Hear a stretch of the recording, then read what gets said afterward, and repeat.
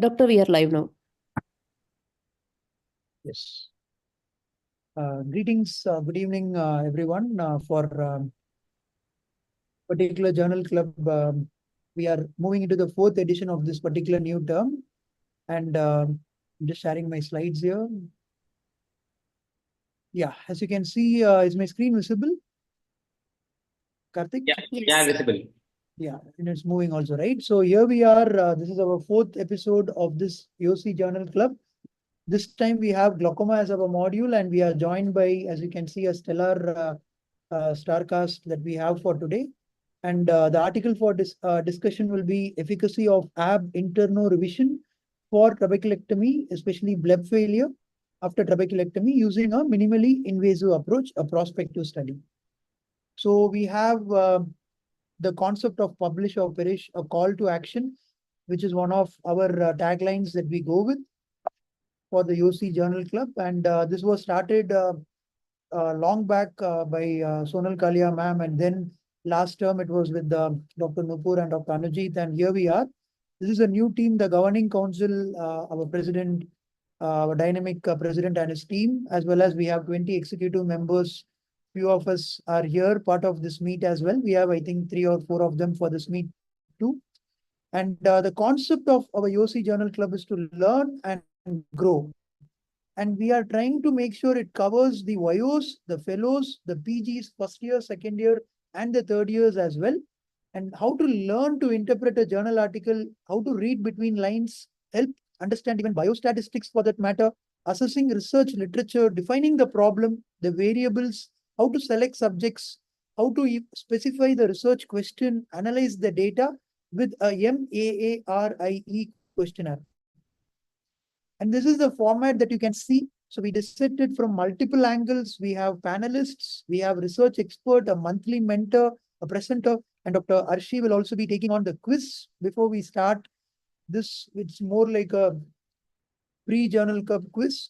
And the MAARIE format is the method, assignment, assessment, results, interpretation, and extrapolation. So it's going to be a step-by-step approach to read the medical evidence. And this is a team of YOSI Journal Club, myself, Dr. Sonal Kalia, our immediate past president, Dr. Niranjan, Dr. Ayushi, who are all our executive members. And then we have Dr. Anujit, who was a previous team journal club person. And if any one of the viewers are seeing it, you want to be part of this journal club, scan this QR code, fill the form, and we invite Google Forms, and so that every one of the YOSI members who are interested can actually participate in the YOSI Journal Club. So the applications are all by Google Forms. So if you are watching it, either send a mail to us at yosi.journalclub@gmail.com or fill in this Google Forms. And you can be here and you can see this is the history of YOSI Journal Club. In 2021, we had 4 capsules. In 2022, again, you can see we had 5. And in 2023, you can see it keeping on growing. We had 7 episodes covering various subspecialties. And in 2023, we also had the IJO collaboration with our IJO editor, Dr. Vanati ma'am. And then came in this year, 2024, where we had 3 subspecialty journal clubs, Refractive, Retina, and Orbit. And then we had 3 IJO collaborations with case reports, photo essay, and original articles with IJO editor. And then we had session 4 and 5 on avoiding plagiarism, how to manage your rejections pragmatically, as well as how to take it positively and convert it. And so here we are for this particular journal club, where we are going to have a diverse approach to this particular journal. So before we start it, we can have the quiz followed by introduction to the topic. So with that, I would like to introduce Dr. Arshi. So she is one of the brains behind this particular capsule. So she helped myself and Dr. Niranjan and our team to construct this particular capsule. So Arshi is a very dynamic executive member, LBPI alumni, and of FICO completed. She has completed specialty training in glaucoma services, assistant editor in Delhi Journal, and currently working as senior research associate at Guru Nanak Eye Center. And she has various publications. So along with Dr. Arshi, Dr. Niranjan is there. So he'll also help, along with myself, he'll be helping me moderate this session. So he's another executive member, a dynamic person of us. and very active in our state as well as at YOSI. And he's a section editor of TNOA Journal and current secretary of Tambram Ophthalmic Association. So without much delay, can we have your quiz, Arshi? Yes, sir. I'll just start the screen sharing. Yeah, and I'll keep introducing the other people. And before starting the quiz, Arshi, I would like to welcome our president, Dr. Devakant Mishra, sir. Sir, a quick words from you before we start it with a small quiz. Thank you so much, Prasanna. And again, best wishes for another great show. And the way this team has been consistently churning out quality content has is highly appreciated by all. And as part of the leadership also, and as the viewers are also giving a very positive feedback to the efforts that has been put in. And a special shout out to Dr. Vidya.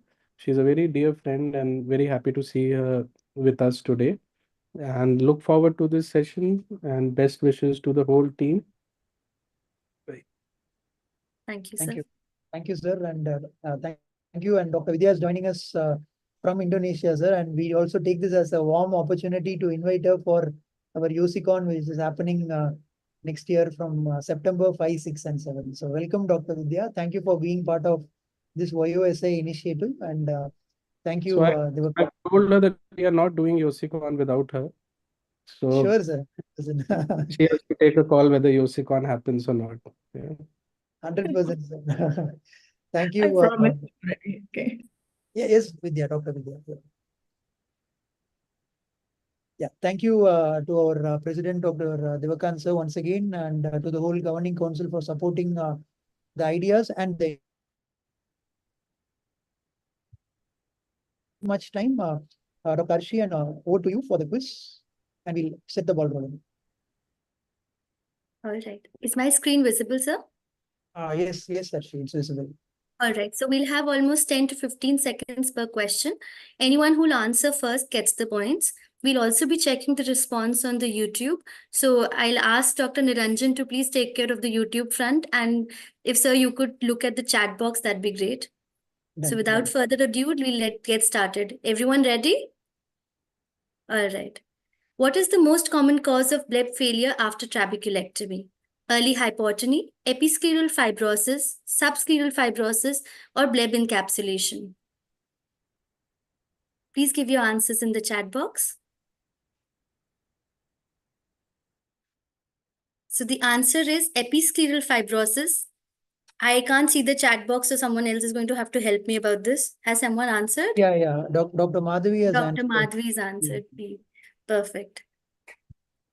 Mainak is also there. Mainak, do participate in our pre-quiz. Yes, and even the panelists can participate. We have a dynamic panel. Even Anujit or Dr. Reenal, I can see Dr. Reenal call can This is participate. mostly for postgraduates, but anyone is free to participate. The second question is, what is the most likely to be effective in treating an encapsulated trabeculectomy bleb? The options are bleb needling, subconjunctival injection of 5-fluorouracil, bleb massage, or releasable suture removal.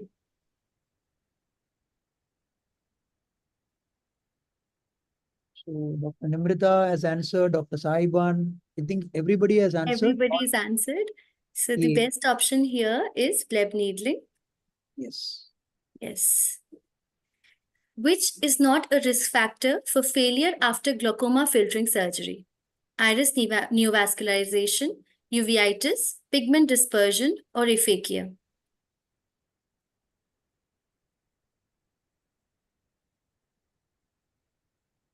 So here we have. Amit has answered C. Dr. Arutpriya has answered D. Here we have few conflicts. Few have answered C, few have answered D. What is the right answer? The answer is pigment dispersion. Pigment dispersion glaucoma does occur in younger patients. So the age per se predisposes for failure, but pigment dispersion per se does not predispose for failure. However, neovascularization, uveitis, and aphakia do. Okay. According to the AGES study, which of these factors was identified for bleb failure? Hypertension, diabetes, older age group, or post-trabeculoplasty? Apologize for the spelling mistake here.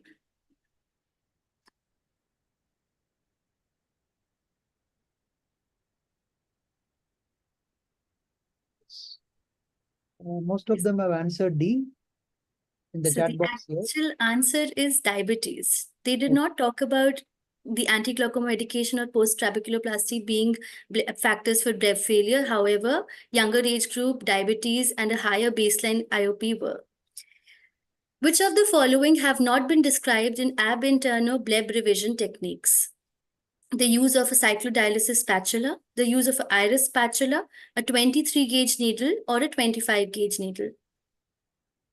So the answers have started coming. Answer Arun Priya has answered B, Amit Saiban, Dr. Madhavi D, Dr. Reenal has answered A, and Mainak D. I think somewhat tricky. We leave it to you.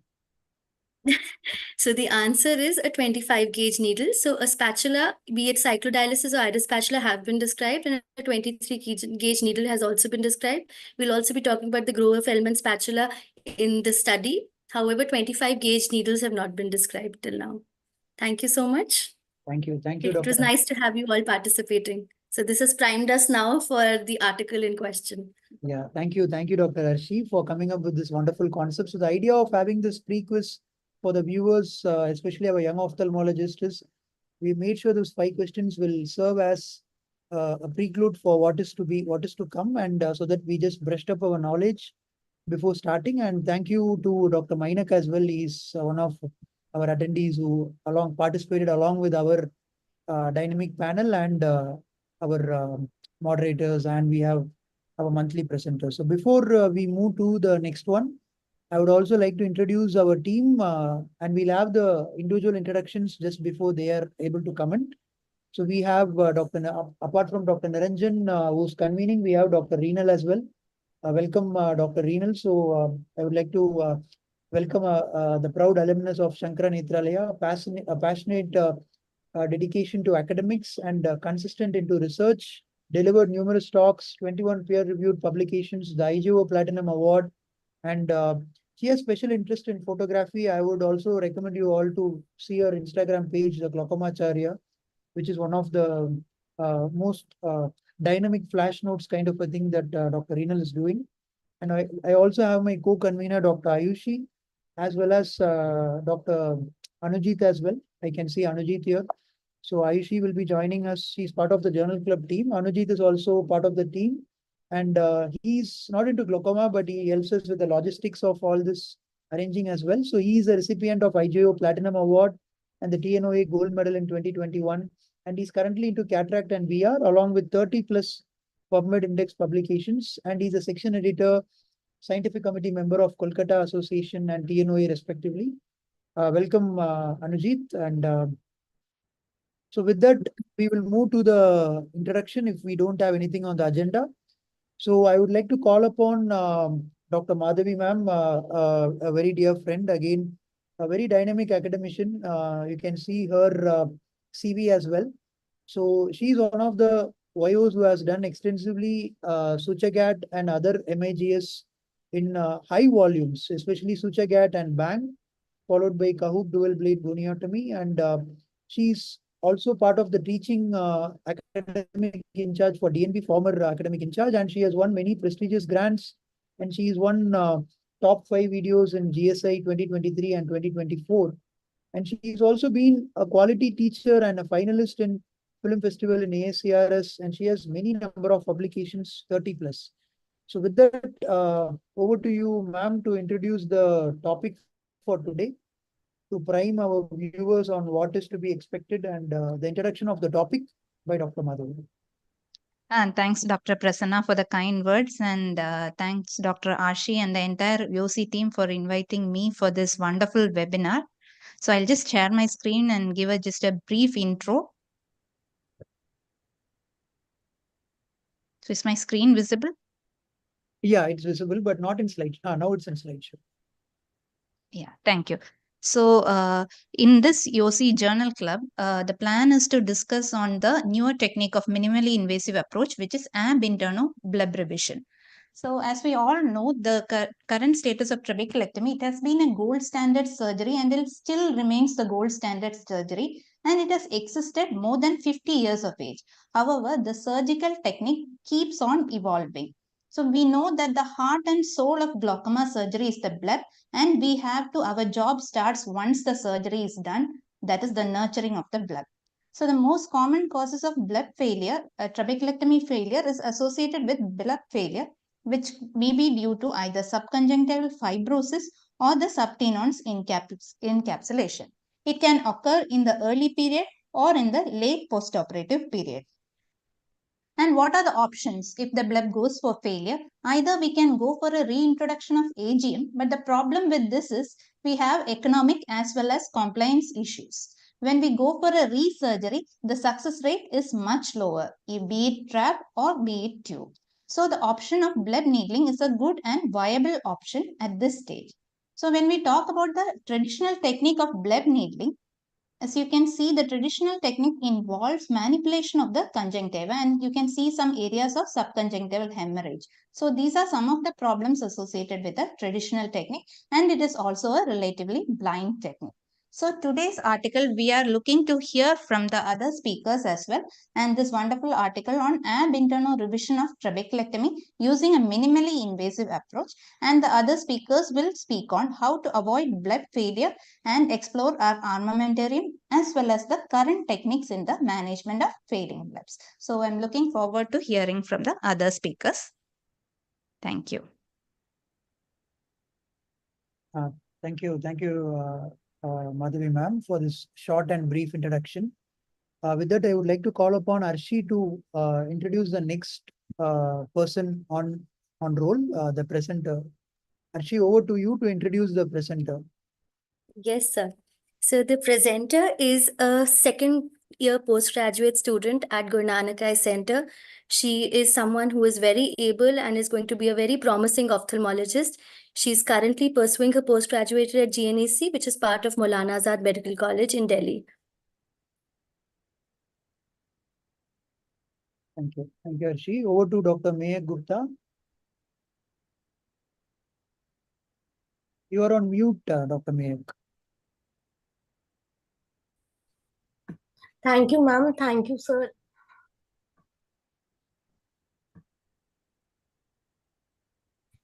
You want to share your screen? Yeah.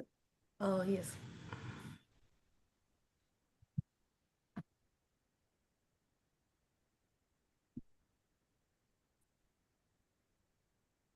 Good evening, everyone. Thank you for the opportunity. I am Mehak Gupta. I'm going to present the article titled Efficacy of Ab Interno Revision for Trabeculectomy Bleb Failure using a minimally invasive approach, a prospective study by Dr. Snehi et al. Published in Journal of Glaucoma in September 2024 with impact factor of 2. My mentor is Dr. Karthikeyan sir.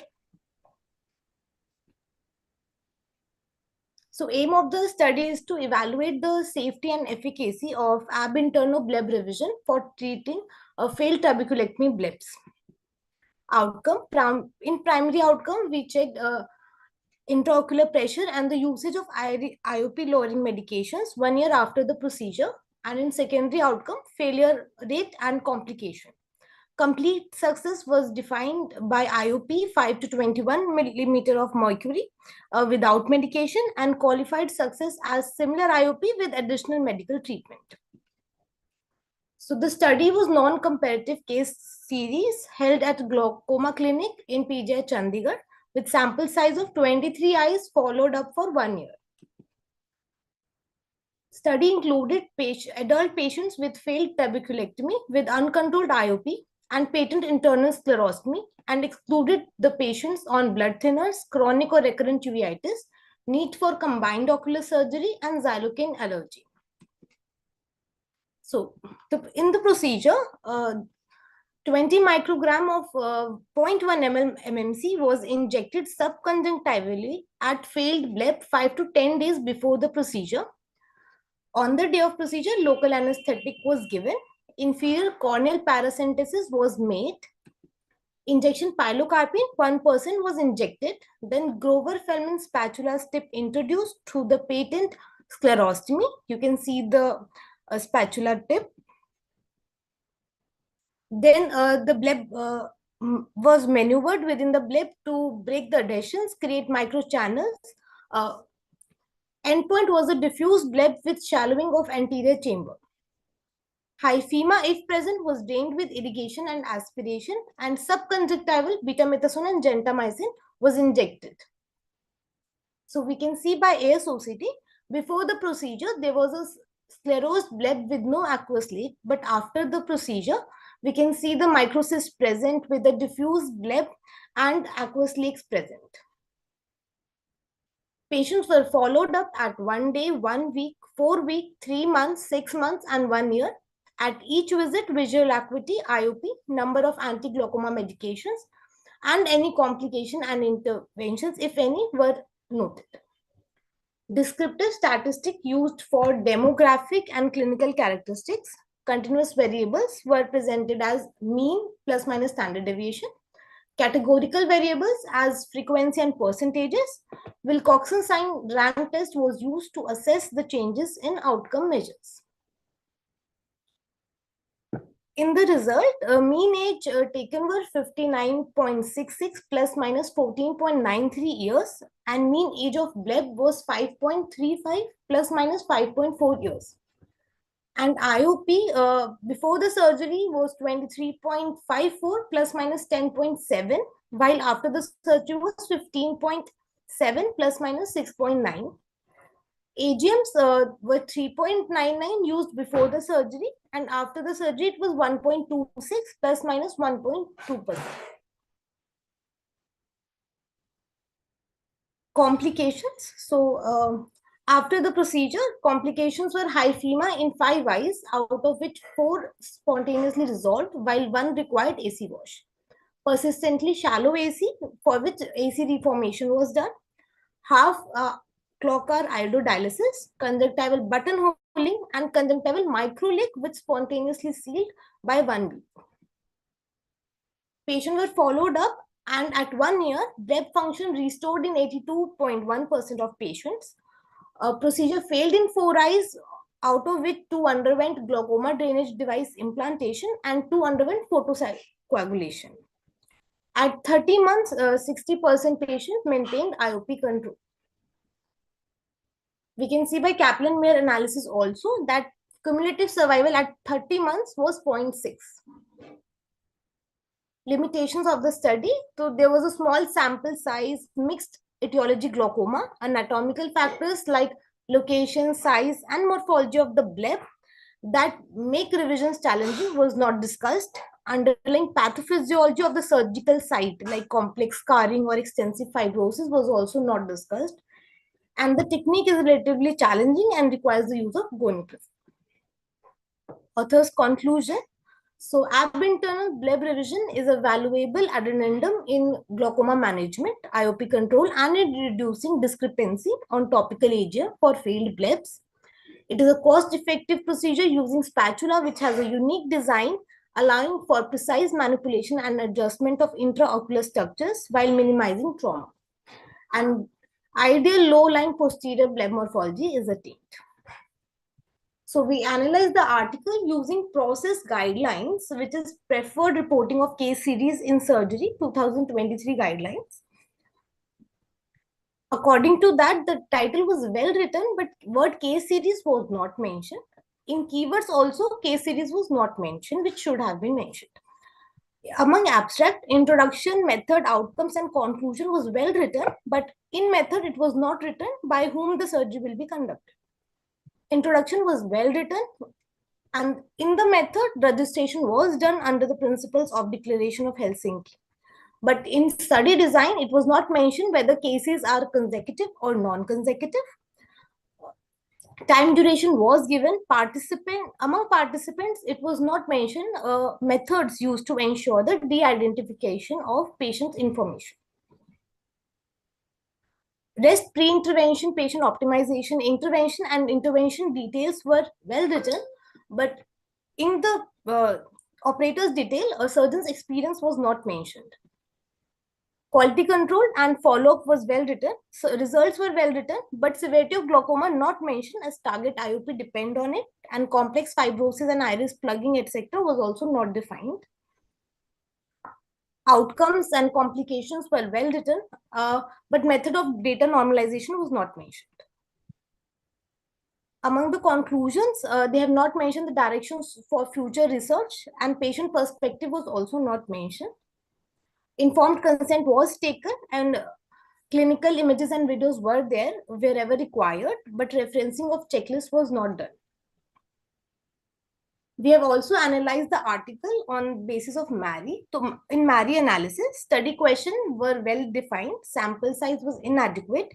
The study population, inclusion and exclusion criteria were well defined, but complex fibrosis and iris plugging, etc. was not defined, but study population was well defined. Average follow-up was 1 year, which was adequate. Few patients even followed up for 30 months. Studies show success rate diminishes to 13 to 28% by 4 years, and future studies may look at long-term outcome of internal revision. Measurement of outcome was appropriately done. Statistical tests were appropriate, but yes, there was some discrepancy in the result, which can be a typo or anything. Grover and Feldman spatula was used, which is a low-cost, reusable, unique design, good for manipulation and adjustment of intraocular structure while minimizing the trauma. Ab internal revision was valuable surgical technique for optimizing the functionality of failed trabeculectomy blebs. And we get an ideal low-lying posterior bleb morphology. Results cannot be extrapolated for all population, but it is a cost-effective subconjunctival mixed type procedure. My questions to the expert panel are: points for future discussion can be internal revision combined versus external revision. Then what was the rationale behind using of betamethasone instead of predacetate? And what is the role of cycloplegics in angle closure glaucoma post-op? Thank you.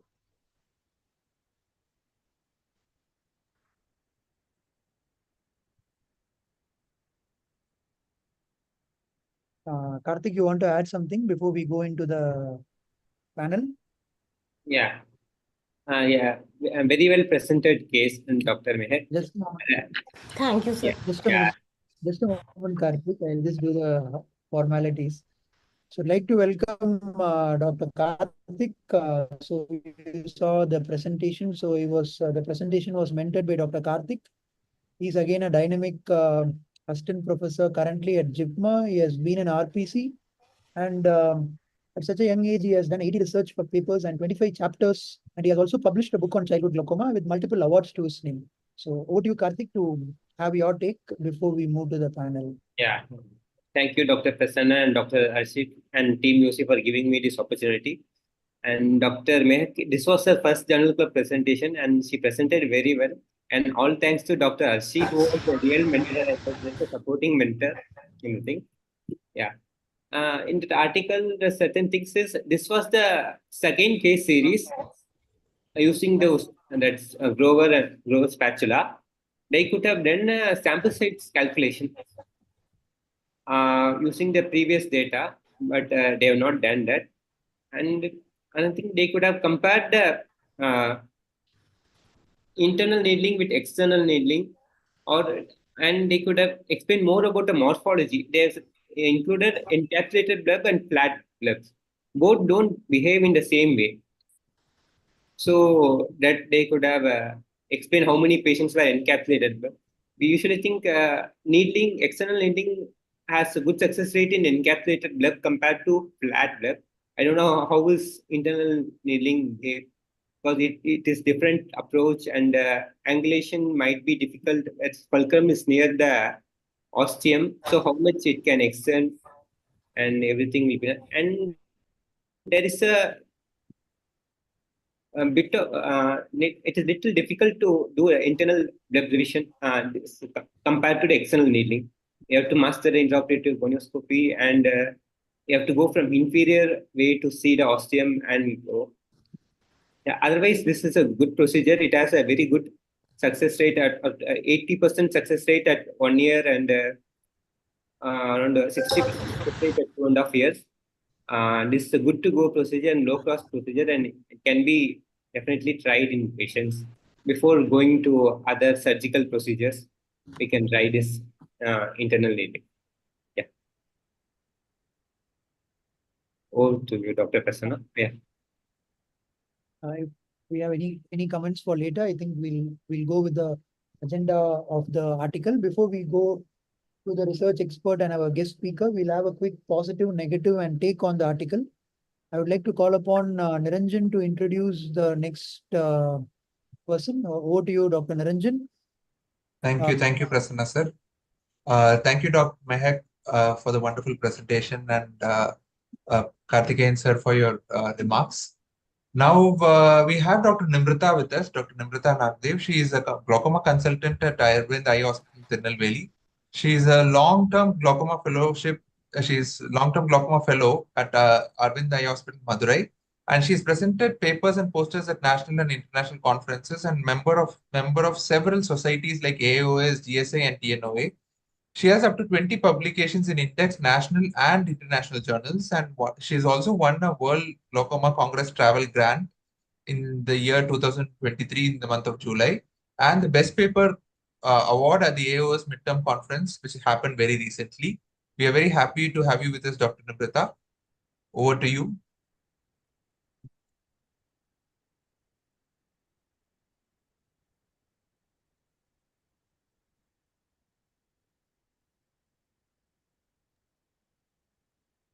I think we are missing Dr. Nimrita. Oh, she's here. Okay. No, she's here. Yeah. Yeah. My slides are visible, sir. Yeah, visible. Yes. Good evening, everyone. Thank you, YOSI, for giving me this opportunity. My slides are moving. Not moving. Just click inside your slide and then try to move it. Take the mouse, click inside. Yeah. Yes. Yeah. Today I will be speaking on the positive aspects of article and positive aspects of bleb needling technique using GFS, that is Grover-Feldman spatula. Starting from the overview of the article, 23 eyes of 23 failed trabeculotomy patients were enrolled in the study. All patients with failed trabeculotomy, bleb, and medically uncontrolled IOP were included. Patient on blood thinners, chronic anterior uveitis, and those required combined ocular procedure and lost to follow-up were excluded.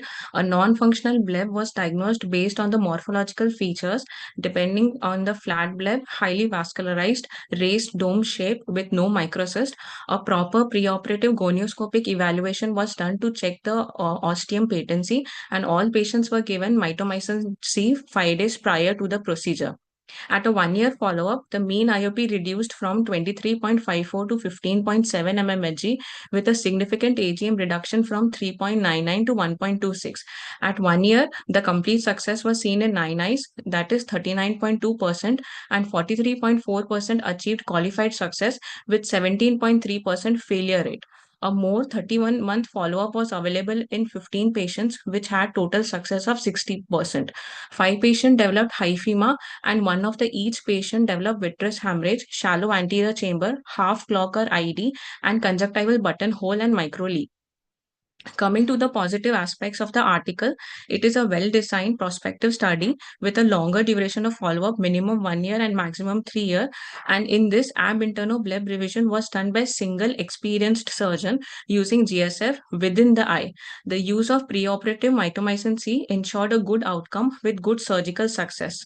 Before speaking on positive aspects of technique, I would like to describe why GSF is unique from other instruments used for bleb needling. Its shaft is slender, long, length being 20 mm with slightly anterior curvature, which allows to fit the curvature of the globe, and it provides the access to subscleral and subconjunctival space more precisely. And the shaft being sharper laterally helps to break the denser scar tissues more accurately. It has a blunted and it has a flat and blunt tip, which minimizes the risk of perforation, helps a controlled surface manipulation, and reduces the risk of adjacent ocular structure. Additionally, it is a low cost and provides a good outcome. Now I will be highlighting on the ab interno technique of bleb revision by GSF. It spares the conjunctiva. It is a cost-effective subconjunctival mixed type procedure. Basically, the spatula navigates from anterior to posterior root at the posterior edge of the subscleral and subconjunctival space, thereby optimizing the functionality of the failed trabectotomy bleb. After inserting 180-degree away from the bleb, it cuts the fibrosis more distally, thereby re-establishing the aqueous flow at the posterior edge of subscleral space and resulting in low-lying posterior bleb. It eliminates the need to reopen the conjunctiva, and it has a minimally invasive nature which improves the patient comfort. Additionally, it has a good efficacy and avoids repeat surgery. Although it has a moderate learning curve. There are various instruments used for bleb needling apart from GSF, such as 26 Scott's needle and cyclodialysis spatula. When bleb needling is done with GSF and cyclodialysis spatula, gonioprism can be used and it helps to assess the bleb area more efficiently. When bleb needling is done with 26 Scott's needle, it is literally a blind procedure and can cause conjunctival and scleral flap perforation. The structure and dimension of GSF has an added advantage of being less traumatic and provides a low diffuse posterior extend bleb, whereas cyclodialysis spatula is a short non-curved with sharp pointed tip which provides less diffuse and can cause traumatize to the adjacent ocular structure. This was a study done by Dr. Devendra Grover, which reported the outcomes of ab interno bleb revision using GSF in 21 eyes of 21 failed trabectotomy patients. In this, MMC was given 1 week prior, and at mean follow-up of 10.6 months, mean IOP reduced from 21.9 to 12.1 mmHg, with mean AGM reduction from 3.7 to 0.86, and 16 patients achieved successfully low diffuse posterior extend bleb. Thank you.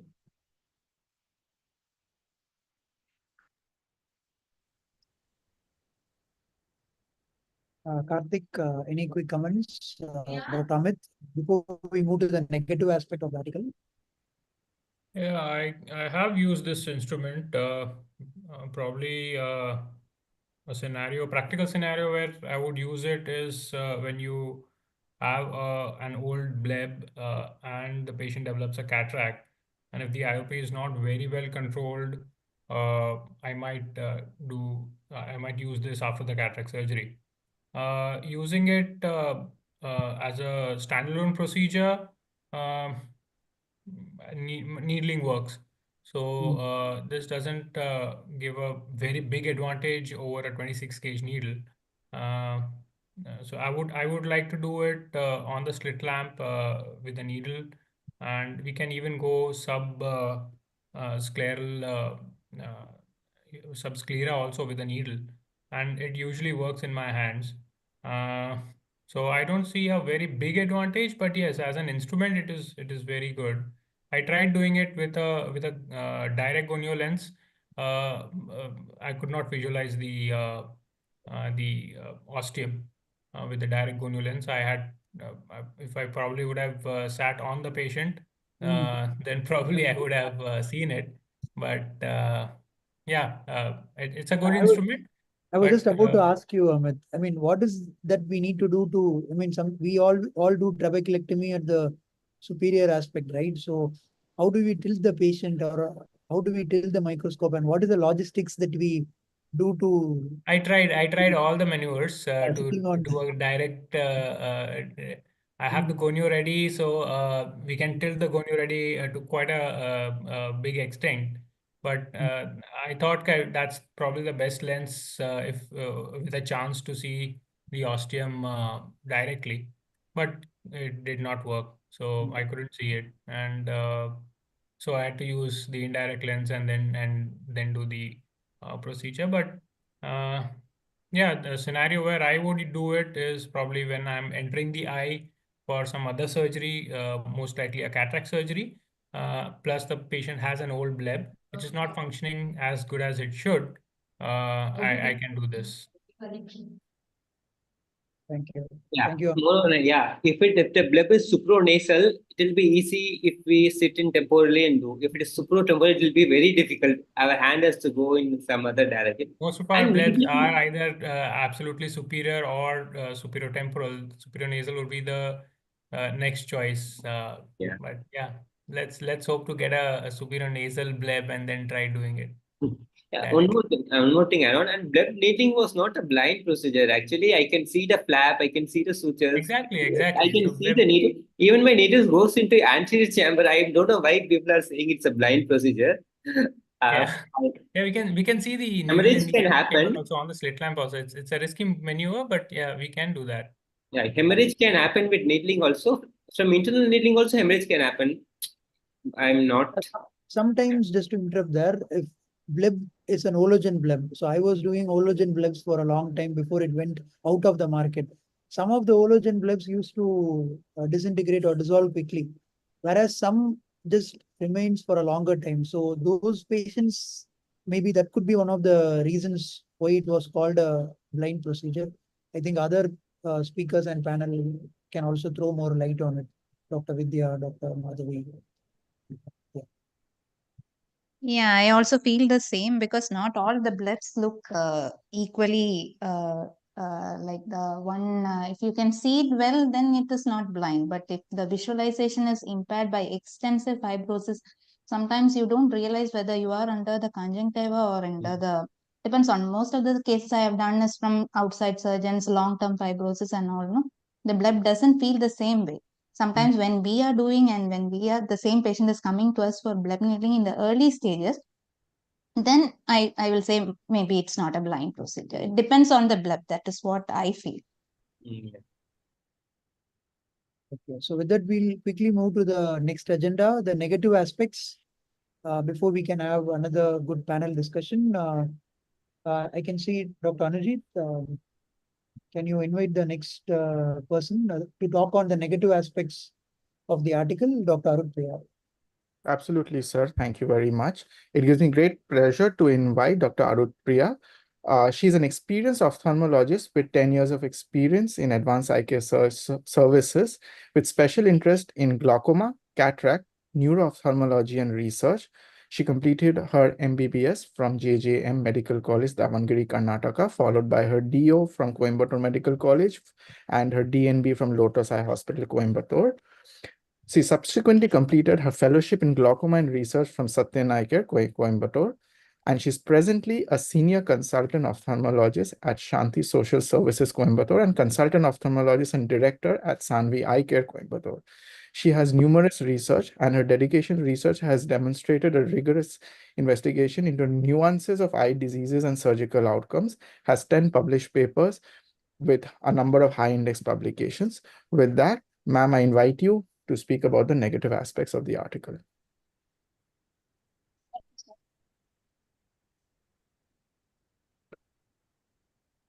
So my screen is visible? Yes, it is. You can put it in full screen, ma'am. Yes, it's in full screen now. So thank you all. Thank you, Dr. Prasanna and the YOSI Club for inviting me for this session. So I'm going to discuss on the negative aspect of the article, not about the procedure. So I have dissected the article under each heading, like what are the things that are missing. So under each heading, we'll go one by one. So first, when it comes to methodology, it says that it is a non-comparative study. To standardize any procedure, we need to compare with the gold standard technique. So that gives a more efficacy of the procedure. So that is the first thing that is missing in the article. Then when it comes to the participant, I think the inclusion and the exclusion criteria need to be more elaborate. So the first thing is following the first procedure, that is the first post-trap, there was no mention about whether this patient has undergone any laser or any needling technique or any repeat trap. Because some patients are on even 5-year duration, they have gone for the second procedure. At least this point has to be mentioned in the exclusion criteria also, but that is missing. Then the second one is just with only morphology and the IOP, we cannot treat the patient. The most important thing is what is the stage of the disease and what is the progression of that patient. So that detail is again missing in the inclusion part. Then I think the more detail on what are the all the patients were on only topical AGM or whether there was a combination of topical with the systemic AGM, that detail need to be more elaborate. Then when it comes to the exclusion part, I felt this allergic to xylopene is irrelevant because all the patients who have undergone the previous one with the xylopene itself. So I think this point is irrelevant in the exclusion criteria. So in crisp, what I want to say is the exclusion criteria need to be more elaborate. Then the participant, as I said, the stage of glaucoma and the progression analysis is missing. So when it comes to that intervention part, it was mentioned that all the patient in duration of 5 to 10 days, they have given MMC.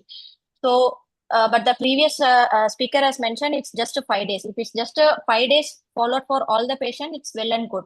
Because for some patient, if they followed a 5 days duration and some patient, if they followed a 10 days duration, whether the question comes, whether the change in outcome in the IOP, whether there is a change in the use of AGM or add-on AGM or the scar formation varies between these two patients. So many questions come. So this creates more bias. So I think if the same protocol has been followed, that's well and good. So in the outcome measure, as I already mentioned, progression analysis, that is not mentioned. And that article mentioned that carbonic anhydrase has been used pre-operatively and post-operatively. Whether this use and the duration of this use has change in the outcome or whether the results, there is any change in the result, that detail is missing. And most important thing is a post-operative medication. So the place where I was trained for a glaucoma, my sir, Dr. Satyam sir, he used to use steroids for almost nearly 3 months. So what is the basis of scar? Inflammation. So if you reduce the inflammation by steroid, the scar formation will be prevented. So the cyclosporine will support the bleb formation and reducing the scar formation. So these two are important in the post-op follow-up. So that detail is again missing. The post-op medication is missing in the article. Then when you see, so for example, if you take two patients for patient A and B, the first patient after a first procedure, the duration is 6 months. And the second procedure is duration is, for example, 5 years. Whether the success rate is same between these two or varies, that detail is not there. And pre and post procedure, whether the number of medication has been reduced or it has been the same. Whether the multiple medication has been reduced to a single medication or multiple medication has been continued as the same. So that detail is missing. And again, the success rate between these two patients has to be mentioned. So then coming to the surgical technique, the details of the bleb grading, that is very important in analyzing the success rate. So that bleb grading is missing. Then after how many days they have started on AGM, and after how many days they shifted to the multiple AGM, that detail also missing. So the article itself mentioned that it needs a learning curve. So it has been done by a single surgeon. So again, to standardize the procedure, it has to be done by several surgeons and it has to be compared with the other hospitals. So that will help in getting the desired outcomes. Then the slit lamp examination, whether it has been done by a same person or different person to avoid an inter-observer variation, that detail is not there. Then in the results, as the first speaker said, we cannot apply to all type of glaucoma because each type has a different etiology. Each type, the outcome varies, the scar formation, pathology varies. So we cannot just generalize this for all the conditions. And then duration of the study is short term because a long term will help in deciding the stability of the IOP, also analyzing the progression of the disease. So the sample size is small, so it's not applicable for the cohort studies. And complication, it has mentioned immediate and post-op complications. So again, a long-term follow-up is needed to see further complications. So overall, this procedure can be taken as a introduction of a novel technique rather than concluding as a gold standard technique. Thank you. Thank you. Thank you, Dr. Priya, for pointing out all the negative aspects of the article. Our dynamic panel as well as speakers, any one of you want to add anything more before we move to the next agenda? Yeah, she has very well dissected and critically reviewed the article and pointed out all the things. I hope she's not going to be a reviewer for my next article if I submit. Thank you. Thank you, Kathy, for the comment. Any quick comments from anybody before we move to the take on the article section? I have just quick question for Arupriya. When you said the postoperative care was not mentioned, did you mean the before the needling procedure care was not mentioned? No, ma'am. Post-op, what was the medication was followed? Whether They had given topical Betamethasone and they had given cycloplegic, but I think Dr. Arutri is Yeah. talking about Duration. post-trabeculectomy rather than the post. Yeah, that is what I was wondering. Were you mentioning about post-trabeculectomy rather than no, bleb needling? Just that no, I meant the bleb needling only. Bleb needling only. So what was that? Duration of the Duration of the post-op medication. So as I said, where I was trained, we followed an 100-day steroid therapy for any post-trab. So we almost follow for 3 months of topical steroid. So at least 1 day we use a Predfort for all the patients. So till 3 months, he will be on a tapering steroid. So at least per day dose, he will be on steroids with cyclosporine. So my sir said he has seen, because to his experience I'm talking.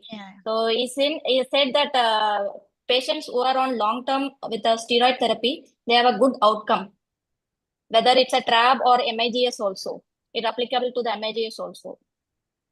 Do you also you. Just use this for the bleb needling procedures? Do you actually taper your steroids for that long? For needling?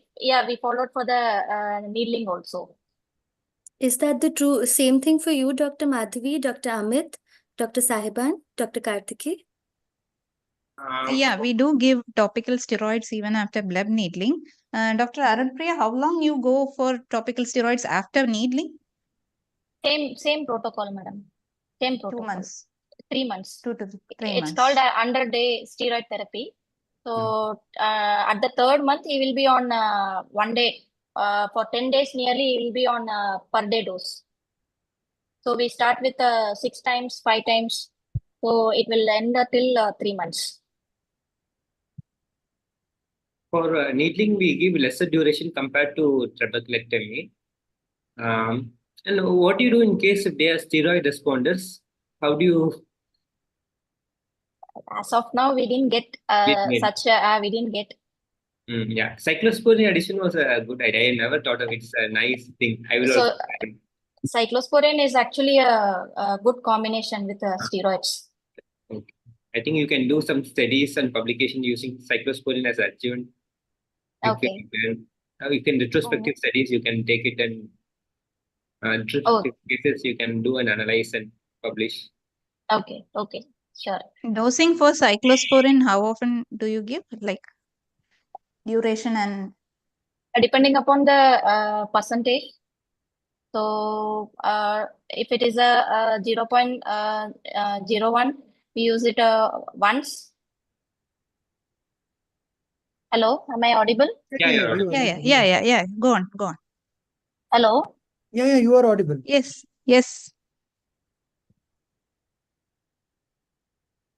I think we are not Hello. audible. Yeah, you are audible. Sir, depending upon the hello. You are audible. You are audible. We can hear you. In the percentage of the cyclosporine. No, you're not. No. We lost your audio now.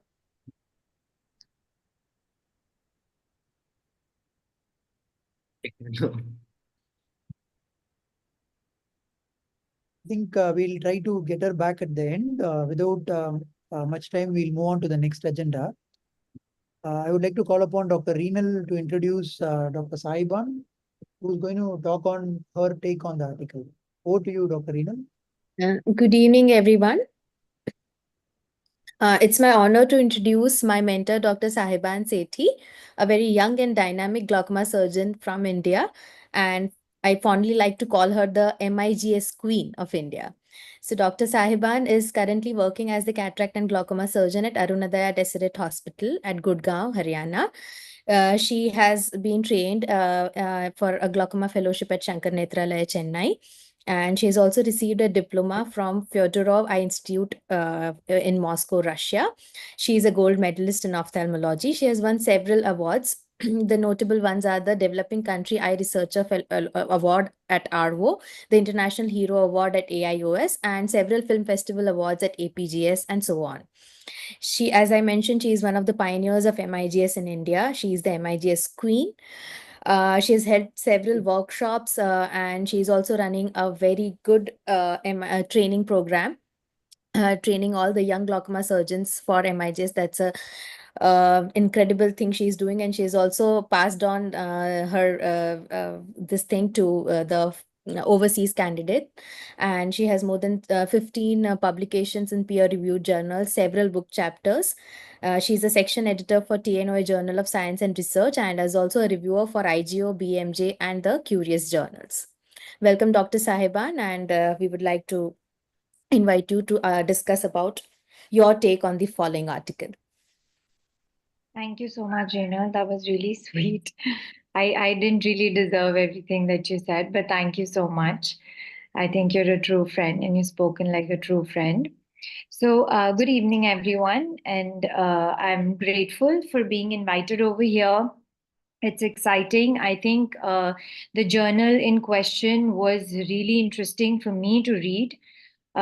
We have been doing bleb revisions, bleb needlings, all of that since time immemorial. But this was a very interesting article, very well written. So there was, I think that's the bad part about going in the end. After all, the smart people have already said everything that needed to be said. But I'll still try and make sense of what my take on the article was. So according to me, I'm just going to highlight 10 salient points which I take home from the article. To begin with, I think this was a very innovative approach that Dr. Grover and Feldman came up with, because, if not an expert, I do know that a lot of people struggle with bleb needling because there are, it's a blind procedure. Karthik thinks otherwise. But, it again depends on the morphology of the bleb. And many a times you feel that you've done a bleb needling, it doesn't really help. So it's a wasted, endeavor in the operation theater. So I do feel that coming up with a device, it was the need of the hour. This is a specialized device for this particular procedure. So hats off to Dr. Grover and Feldman for coming up with this. It was very thoughtful and very well designed. And traditionally, what we've seen is that the IOP reductions that do end up happening after bleb revisions are more or less about 30, 40, 50% is what traditionally we've seen in literature. But this particular one had a significant IP reduction of close to 86%. I do feel this was not only on the only because of the bleb needling or because of the device per se. There was also a very thoughtful use of preoperative mitomycin C injection before the procedure, which made a huge difference. And I think this is also important because it brings us also to the point where now a lot of trabeculectomy surgeons are shifting from using mitomycin sponges to using preoperative subconjunctival injections of mitomycin C. So yes, it's a more targeted approach. The mitomycin C is in contact with a more posterior surface of the bleb, which is what you want should be functioning. So I think a combination of this has added on to the significant IOP reductions and the reduced dependence on medications post this procedure. So there's a high success rate. There are also fewer complications, which again brings us to the point that surgeons today, patients today are looking at more and more minimally invasive methods to dealing with their problems. And this is definitely a little more minimally invasive than an external bleb needling, I would say. It has an advantage, a short advantage over traditional external bleb revisions, because this is bleb sparing. So you can expect fewer, let's say, bleb leaks or infection chances.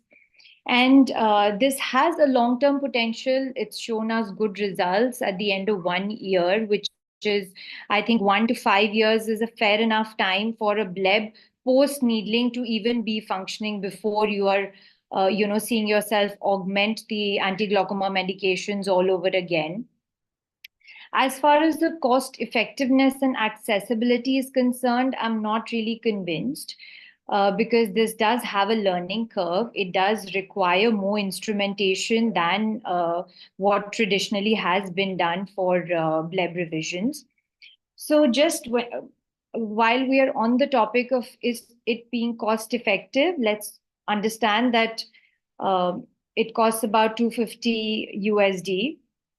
But it's a titanium device and it can be autoclaved and reused until you spoil it. But it's not exactly as cost effective as the article says it to be. And it is manufactured by Epsilon. It's really available online. It's really available at any of the conferences. So I thought maybe this is important to share where to procure this from if anyone is convinced to take this procedure up post this journal club discussion. Also, I felt we've seen enough theoretically. It'll be nice to actually see a short video of how this procedure is done. This is a video taken from YouTube, and it's Dr. Sushmita herself that is operating on this patient. And so this is how the Grover-Feldman spatula is used. There is a indirect gonio lens being used. There is an inferior paracentesis that was made. The spatula was introduced, and with the help of the gonio lens, the ostium is localized and the spatula is passed through the ostium. Now, once it's passed through the ostium, she says you can remove the lens and you can just do a posterior dissection. Now, the idea of this posterior dissection is that you're not dissecting laterally. You're only going beyond the flaps, scleral flap, and dissecting posteriorly, which is where you've injected your mitomycin C as well. And an open ostium is a prerequisite. So even in this picture, if you see, there's a good outcome. There's a low-lying diffuse bleb. She's shown her results in this video till about 6 months. So I think this procedure is done well. And again, this while I was going through this article, it was confusing for me. And I think we interchangeably use this word bleb needling and bleb revision. Although I still don't know, I will not be sure if what I'm saying is right or not, but it is sort of interchangeable, but not exactly interchangeable. I think to the best of my knowledge, I will I'll share what the two differences are. So bleb needling is basically a less invasive procedure, which is used for maybe early bleb failures, which are less than 3 to 4 months. And it can be easily done in the outpatient department on your slit lamp as well, because it involves just maybe breaking some loose fibrotic tissue. Even over here, like we had discussed, it is sort of a blind procedure, but yes, you can in most cases will be able to find out where the ostium is. And this is a video wherein I've taken the instrument, the needle, into the anterior chamber through the ostium. So these cases are possible, but many a times not knowing where you're going above or below the ostium, or the flap is also not very uncommon. Internal the bleb revision, whether external or internal, is little more invasive. It involves more tissue dissection. It involves instruments for doing so, and should be done in the operation theater. And I feel revisions are more a term that we use for late bleb failures, where you know that the fibrotic tissue is a lot, or it's an encapsulated bleb where a lot of a dissection will be required. And definitely the two differences between ab interno and ab externo is there. Ab externo will be a little more invasive. It'll not spare your bleb versus ab interno. The complications may be a little more, it has to be an operation theater procedure. It is also slower, more invasive, but it is able to address more extensive fibrosis. We've talked about the various traditional instruments that we've been using for doing internal bleb revisions. And I feel in all aspects, Grover-Feldman spatula, theoretically, I have not tried it so far. I do plan to buy it after reading this. But I think because it is made specifically for this technique, a lot of the other shortcomings with, let's say, using a needle which was very sharp, it could cut through structures which weren't required, or using a spatula or an iris spatula which was not sharp and you're basically not serving the purpose. So all these shortcomings have been addressed by the design that we are talking about. Also, like I said, preoperative mitomycin C was a great idea, but I'm not really sure why using it 5 to 10 days prior to the procedure was necessary, because now when we're moving on to applying the preoperative subconjunctival mitomycin C injections, we do it, let's say 15 minutes before trabeculectomy procedure. So I'm not sure on the basis of what guidelines or what prompts them to give a few days of gap and call the patient twice and put them through this. Also, another very important point I felt, which was not highlighted enough, was that one should really take utmost caution in doing anything which involves hyphema or bleeding in aphakic patients or patients who've had a PCR or zonal loss. Basically trying to say, if there is an uniocular chamber, be very careful when you're doing all of this, because the hyphema will and definitely will trickle down to your posterior chamber, and the outcomes are not going, at least the patient is not going to be as happy as they would want to be. And yeah, and I think when I was a PG, we were, we were really made to drill on this particular landmark study, which was the 5-fluorosyl filtration surgery study, which meant that after your trabeculectomy, if you see an early sign of a failing bleb, you keep giving repeated injections of 5-FU 180 degrees away from the bleb site. But I guess this is becoming more and more obsolete because multiple injections are required, and the studies have told us time and again that MMC has much higher success rates than 5-FU injections. So yeah, that's about it. And I did, this was my last point, which I just typed because I heard someone say that iris plugging was not defined, but it was very clearly mentioned that an open ostium was a prerequisite for this procedure. Thank you very much.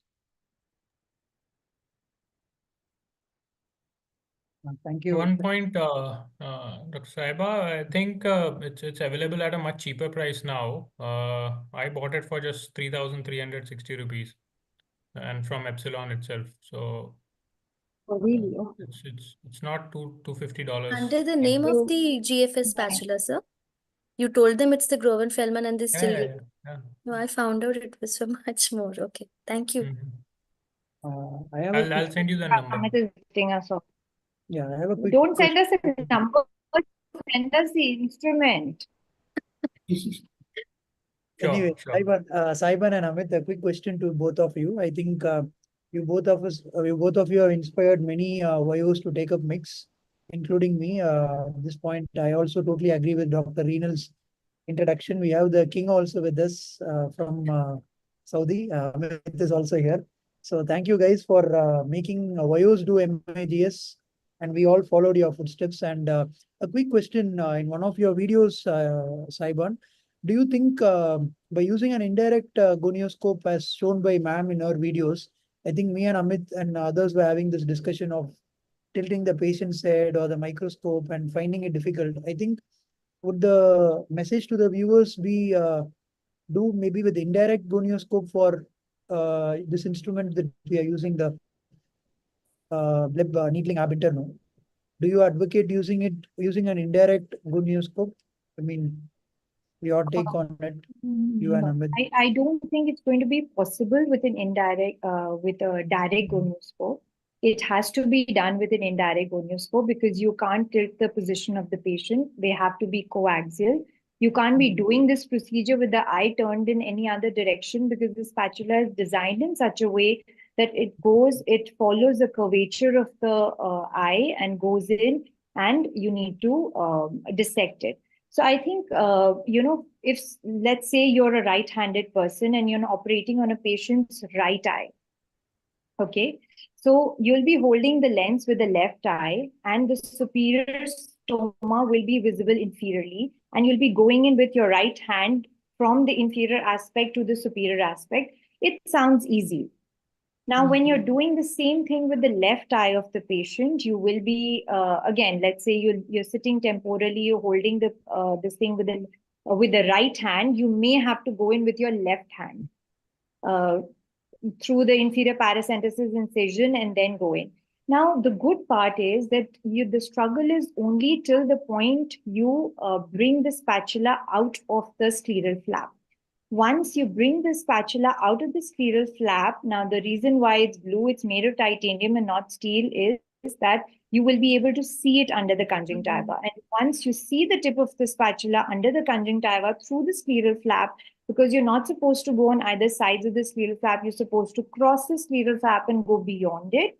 Once you're able to see it, you can remove the lens and just start dissecting. So that way, I think the use of the lens that they have used is the right way to go. And I guess procedural wise also, you need a little more ambidextrosity. Yeah, ambidextrosity is another take-home message. Amit, your take, Amit? Yeah, the gonio, direct gonio will not work. I tried all the angles. I actually was sitting just touching the patient on one side and then doing the surgery. I tried, it was a topical procedure. So I asked the patient to look as much as to one direction as possible to get that angle, but I couldn't see the ostium. So direct lens, when I saw this, I think a few months back when I ordered the instrument, I think probably a year back, the first thing that came to my mind was, in fact, I spoke to Dr. Shishmita also, okay, can we use a direct lens and direct visualization? That would make things much easier. She told you can try. So I tried, but it didn't happen. Dr. Vidya, you would want to comment on any of the three things that we had regarding the article, your take on this procedure? Yeah, one of the things that I question about this article mostly is about which patient make it and which one failed. But I think before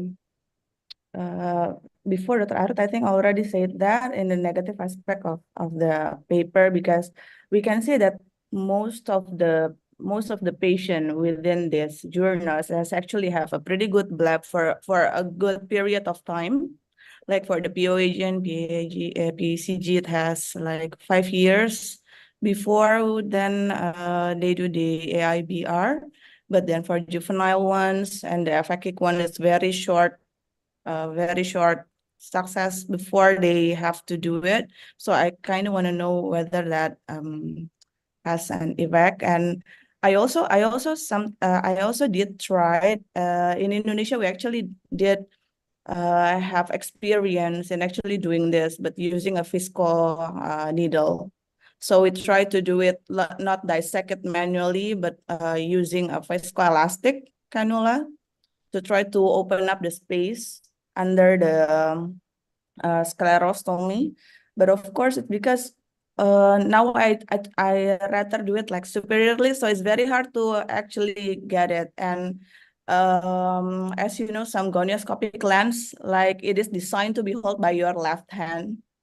So if you only have that lens and then you want to do the manipulation using your left hand, you cannot really have a good visualization if you have a very superior sclerostomy, which then make it very difficult to do. Yeah, I don't know what lens are you using or what will work with that, especially when you consider that patient actually have why do I forget the name?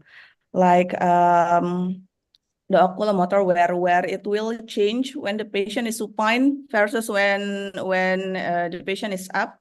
So sometimes you think you do it, yeah, sometimes you think you do it superiorly while the patient is supine, and it ended up a bit temporarily, and it would be almost impossible to actually access it like gonioscopically. Sometimes that happens. Thank you, Dr. Vidya, for again highlighting the point of ambidextrity again, as Sahiban beautifully pointed out, and the role of indirect gonioscope in minimally invasive procedures like these procedures, where we still need the role of indirect gonioscope. Madhavi ma'am, you wanted to add Yeah. Just one point. The problem with direct gonio is the rotation of the patient's head, eye, everything. So Ocular has come up with the direct gonio lens, where you don't have to rotate the patient's head and the microscope, that Ocular DVX gonio prism. I have seen in one of the conferences, but it's extremely expensive. Maybe in the future. It is, I think, around $2,500 or something. So you don't have to tilt the patient's head or the microscope. Just place it's a direct gonio lens, but the tilting is not essential. So maybe in the future. Amit did share that he used one of the. No, that's from Oculus. That's gonio ready. The one that ma'am is talking about, I think you must have seen with Dr. Vanita Pathakre. Yes. That Yeah, also, she and I has think that lens. she has that lens, and Yeah, maybe in one of someone the has gifted her conferences that as well. lens, and it's a direct lens. It's a reusable one. It's not a disposable one, and it works. And I think Oculus is also in the works of making another one, which they are testing right now. I think with Dr. Conrad, and that also doesn't require much of tilting and all. Dr. Ahmed has also come up with MS DVX. Again, all these are very expensive. Nothing is less than 200 USD. It takes about 2 months to be delivered to you. You can't have a trial. You have to place the order and get it.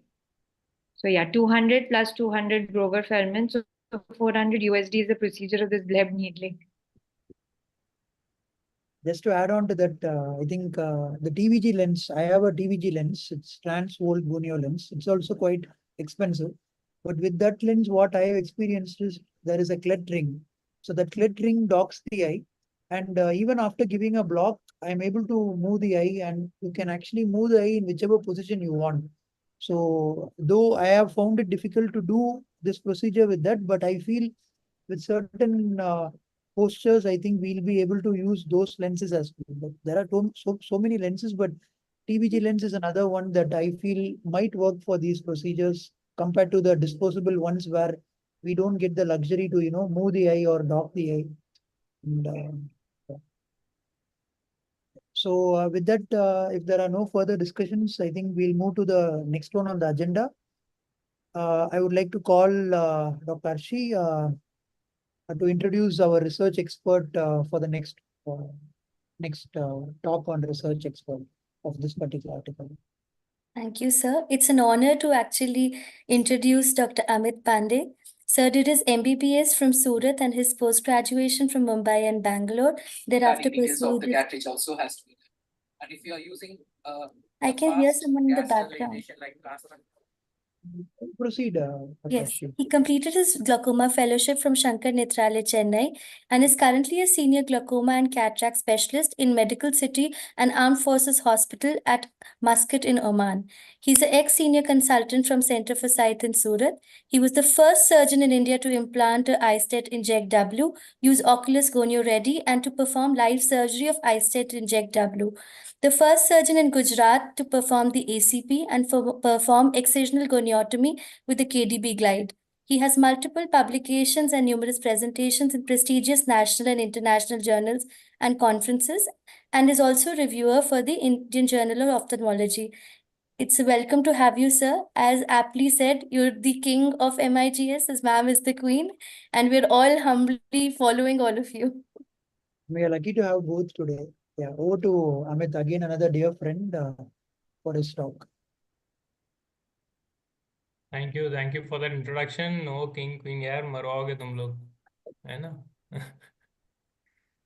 प्यार से sir, प्यार से सबको. बड़े लोग सुनेंगे तो मारेंगे मेरे को. Anyhow, thank you for this opportunity. It's always great to be with the YOSI gang. I'll be talking about management approaches for failing blebs. My slide is visible in full screen, right? Yes, Amit. Yes. Proceed. So I don't have any conflict of interest with any of the procedures that I mentioned here. TRAP, we know, we have listened today also. It's the gold standard of at least for primary glaucoma surgery. For primary glaucoma, it's the gold standard surgical procedure.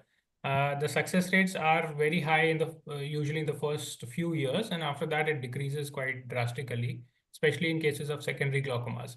And because the trabeculectomy involves the anterior subconjunctival space, it's largely influenced by the healing process. So these are the three places where the healing can happen. The most common, surprisingly, is not the subscleral healing. It's more the subconjunctival or the subtenons healing that causes most of the failures. And second most common is the encapsulation of the bleb, followed by the subscleral scarring. So what are the options of management? Let's talk about management directly. We try to resuscitate the bleb. Medications are the next option. MIGS is something that we are learning to do post-trab. Retrabeculectomy or excisional bleb revision is something else that we can do. And of course, when all these things fail, we either put in a tube or if the visual potential is not there, we do a cyclodestruction. What are the clinical signs of underfiltration? In the first few days to weeks, you'll have a high IOP with deep AC, with a poor formation of the bleb. Hyperemic congested bleb with corkscrew vessels is something that you need to look out for. This would suggest that your bleb is starting to fail. And very high angry looking bleb is something that might become insisted very quickly. And after weeks to months, you'll have a flat bleb. That means it's not functioning very well. So what do you do when you have a failing bleb? First, you look at the IOP, of course. If the IOP is less than your target pressure, you thank God and you observe. And you do frequent IOP checks and regular visual fields to monitor progression. If the IOP is more than your target pressure, then you see if the trab is amenable to resuscitation. If you can bring back the bleb. And if yes, then you do a bleb needling with antifibrotics. And if you become successful, again, you thank God and observe. And if you are failing, or if the trap is not amenable to resuscitation, you see at the vision of the patient.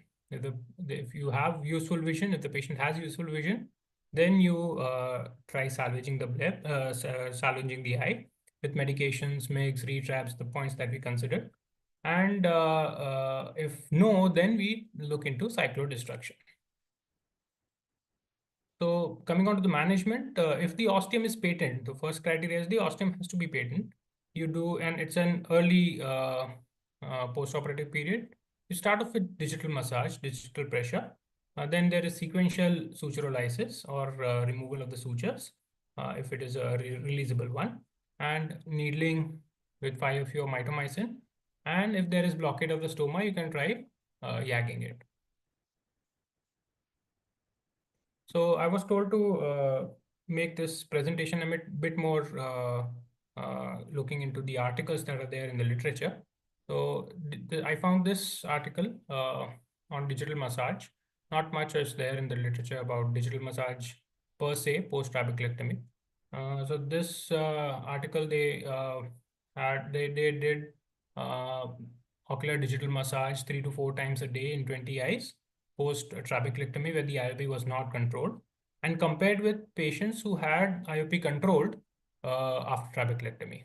And at the last follow-up, they saw that there was no difference in the IOP, which was higher to begin with in the study group as compared to the control group. At the end of their research, both had similar number of similar IOP, similar number of AGMs, and no complications. So they concluded that ODM or ocular digital massage is very effective in controlling underfiltering blebs.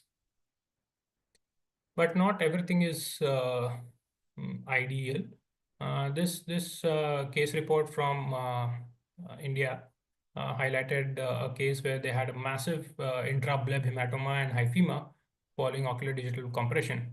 This I wanted to highlight because LV ma'am was the HOD when I was doing a fellowship. Dr. Nikhil Chaudhary is with Center for Sight where I was working before, and the article is published in Oman Journal of Ophthalmology where I'm working now. So I have a lot of connections there. Now let's see, if you have a congested blood, what do we do? 5FU injections is something that I am doing. The frequency varies from patient to patient, but usually it's weekly. 5 mg subconjunctivally, and around you go a little more superiorly, around 8 to 10 mm away from the bleb if possible. So landmark study, the 5FFSS study, or the 5 fluoroaerosol filtering surgery study. They had patients, around 231 patients.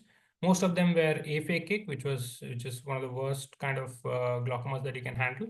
And 51 had a previous filtration surgery done.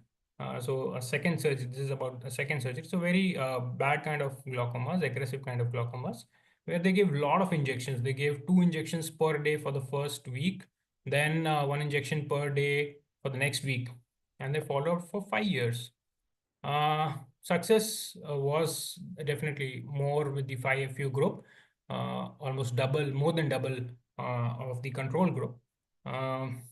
But there was higher late onset bleb leaks also, that is almost 4.5 times than the control group, and 1 more case of endophthalmitis than the control group. So definitely 5FU injections worked in these difficult glaucomas, and they also proved a relationship between high pre-op IOP and acute post-op hypotony as a risk for suprachoroidal hemorrhage. So that sudden decompression that happens, if it's happening, that's a risk factor for suprachoroidal hemorrhage, is something that we got from this study also. And given the possibility of complications related to 5FU, cautious use in the patients was advised. Now we come on to bleb needling. This is how I do it. I do it under topical anesthesia on the slit lamp, very rarely in the OT. I use 5FU or mitomycin, whatever is available.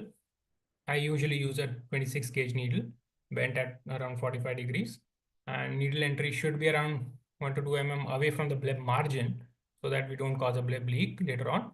Subconjunctivally first, and if bleb does not form after subconjunctival dissection, I go subscleral also. Use povidone iodine after the procedure in all cases. Let us look into the literature, what the literature says about bleb needling. This was a systemic review and meta-analysis where they found the key findings were significant IOP reduction by around 10 mm at the last follow-up, and success rate of around 45-46%, and qualified success rate of around 70%, which is pretty good. They found a few they did not find much difference. Yeah, MMC showed slightly better results, and MMC had slightly higher rates of hemorrhage also. And the risk factor for failure, what they found was more number of needling sessions. So if a patient needs more number of needling surgeries, the chances of failure is higher. I think that's implied. I don't know why was it highlighted, but yeah. So they concluded that needling with antimetabolites is a viable low risk option for improving IOP control after trabeculectomy failure. Then we look into encapsulated cystic bleb, is something that we need to address here. What is an encapsulated bleb? It's a localized fluid-filled elevation of the filtering bleb, encapsulated by a fibrovascular tissue observed after your traps. So the incidence is not very uncommon. It's from 8 to 28%, typically emerging in the early postoperative period. So you see a high elevation dome-shaped bleb with prominent surface vessels, a patent sclerostomy on gonioscopy, right? And the pathophysiology is not very clear, but it's something to do with the fibrosis. I found this article on PubMed, which was a randomized prospective study. They compared the safety of needling versus medical management in treating encapsulated blebs.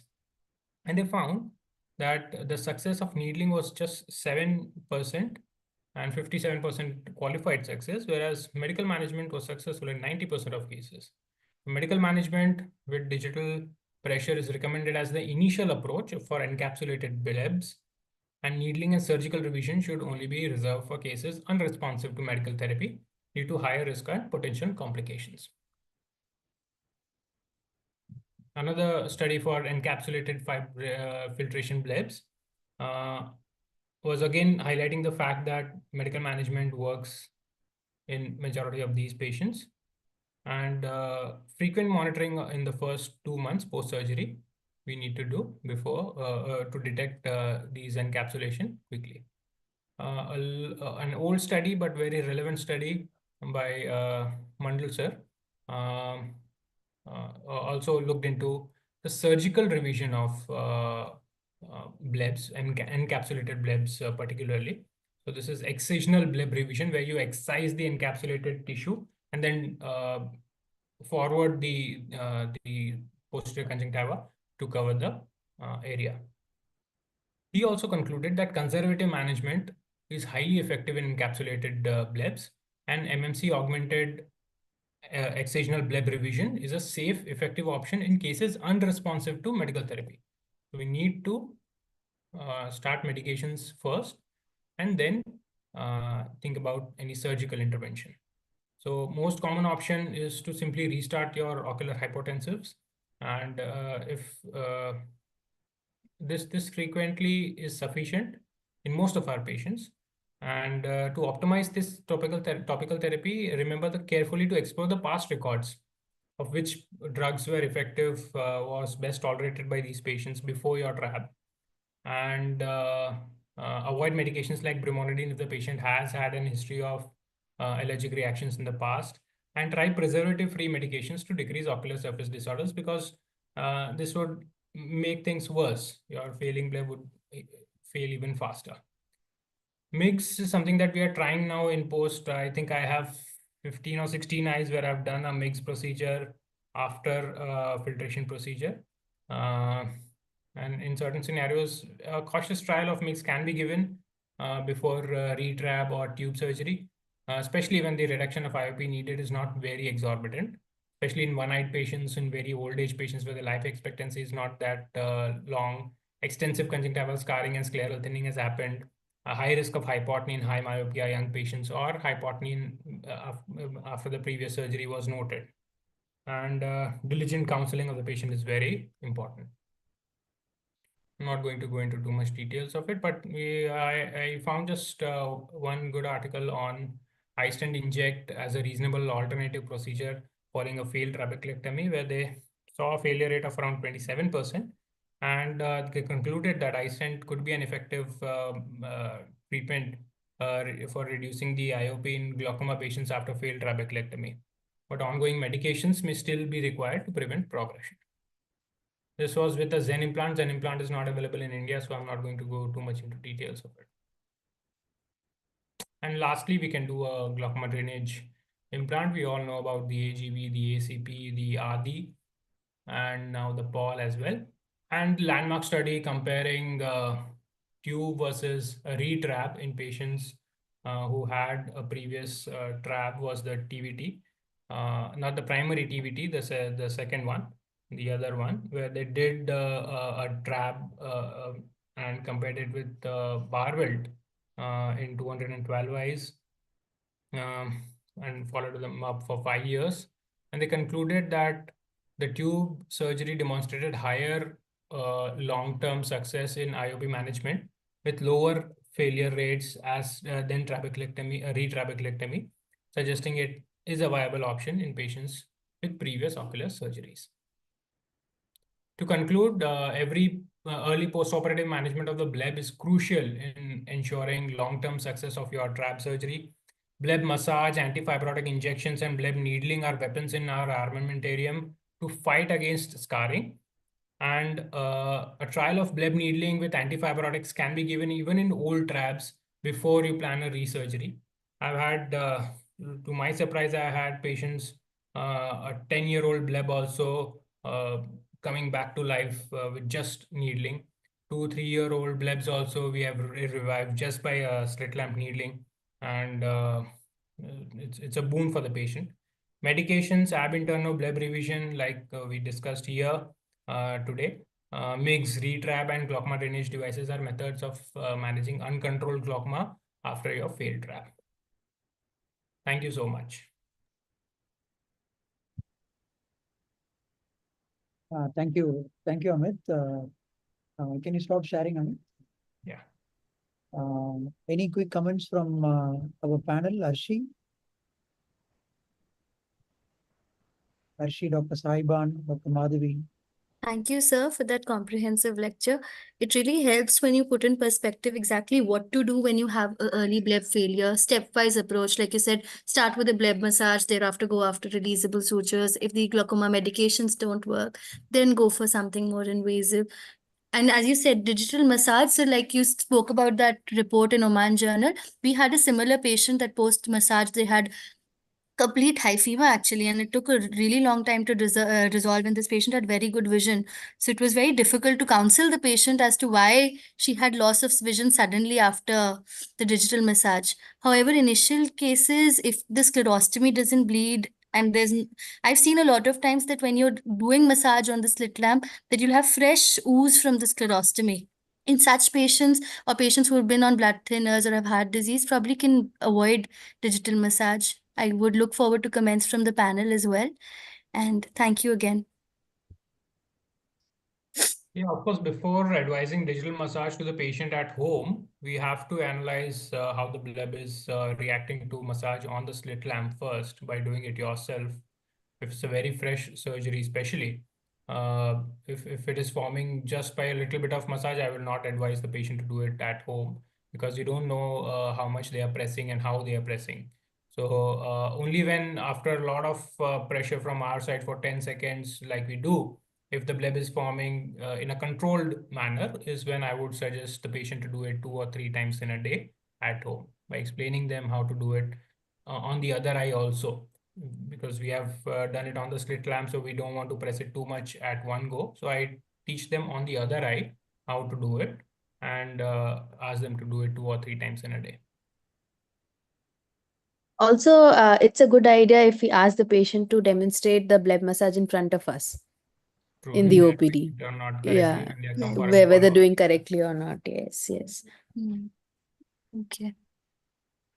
Dr. Pandey, when do you usually start teaching your patients to do ocular massage post-surgery? Usually after a few Where to weeks. stop it? Sorry? Probably after a week or two is the latest that I start giving them home instructions to do it. Not very fresh surgeries, because I don't know what kind of are they they're maintaining hygiene or not, how much pressure they are putting, who is doing it for them. So only when, like I told, when I do it on the slit lamp and with moderate amount of pressure, if I'm seeing a very controlled bleb forming, is when I would tell them to do it at home, if the pressures are not controlled to begin with. And for how long? The latest that I've told them to do it for is for, I think, 2 or 3 months. One patient was very, very aggressive in the amount of scarring that it was happening. I had to inject him probably 8 or 10 times with 5FU, and he was not staying in the place where we had operated. He was at a different city. So he continued doing it for 2 to 3 months, and thankfully the bleb survived.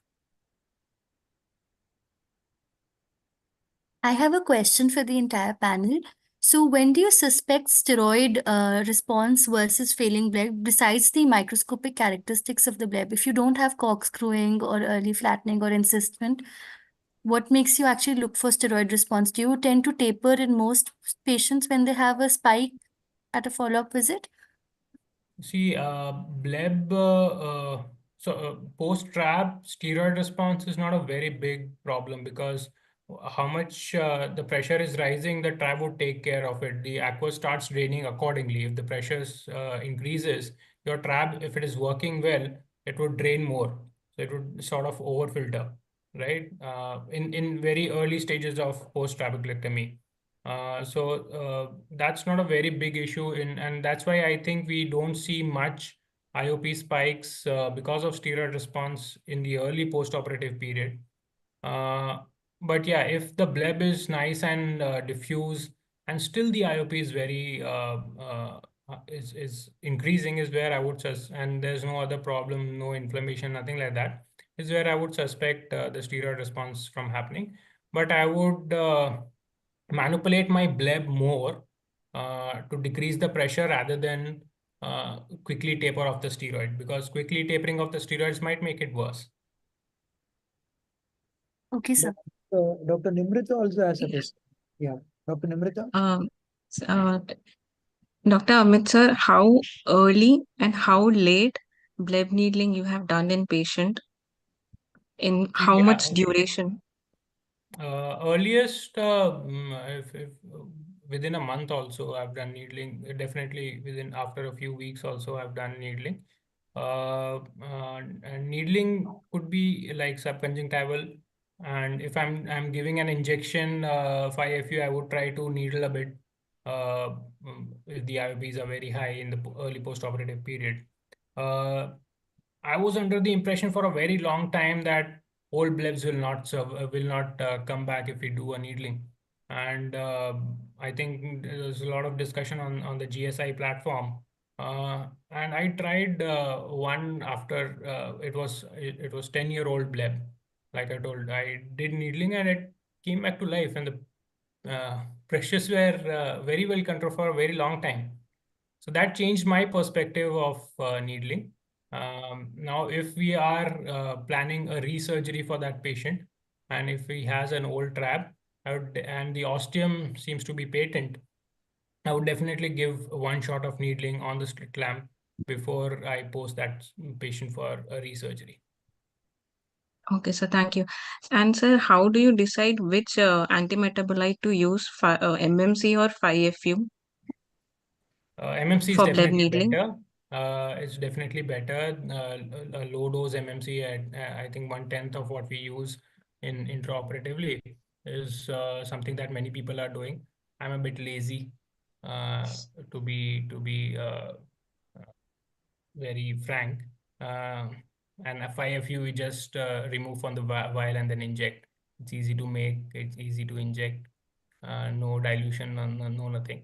So I tend to inject 5FU a little more, and it's safer also. I try to convince myself that it's a safer option, but I feel I'm a bit lazy. That's why I'm using 5FU more. Are you combining the 5FU with the needling or just injecting them away from the bleb? If I'm needling, I'll give an injection also. All right. And in the fresh needlings, like you said, within the first month, you still give an antimetabolite if you used it in surgery as well? Yeah. Okay, 5FU not the works plain that way. needling. Dr. Sahiban, ma'am, your experience of MIGS post failed trabeculectomy, please. Okay, so I think to answer that question, Arshi, we first need to understand that traditionally we have been doing trabs and tubes for everything, every uncontrolled glaucoma patient that came to us. Now, over here, I think wherever MIGS applies, one needs to be very, very vigilant about what stage of glaucoma that patient is in. So, if you're looking at an advanced glaucoma patient who's had a trab and has failed, MIGS will still not work in that patient. Also, advanced glaucomas and chronic glaucomas. These are the two areas where you don't want to do MIGS post trab because you know that the outflow channels have sort of become dysfunctional by either the chronicity for the number of years that the patient has had glaucoma and the natural outflow channels have not been working, or it's very advanced, it's very aggressive, and the patient's own outflow channels is not enough to take the load of outflow itself. As far as the spectrum of mild to moderate or even ocular hypertensives, like maybe 3 to 4 years back, we had absolutely no option but to even do trabs in an ocular hypertensive patient without any damage to the optic nerve if the IOP was not controlled medically. So, in those patients, yes, I do feel that doing MIGS post trab has worked.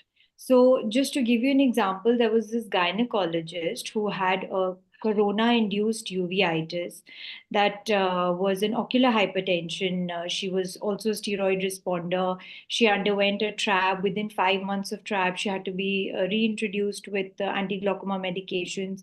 Now, when that patient came to me, she had absolutely fine fields, OCT, optic nerve is healthy, just that her IOP was high and it was not controlled. So, in those cases, yes, you can do MIGS and the patient's fine. I think a year long follow up. So, the patient selection is very important.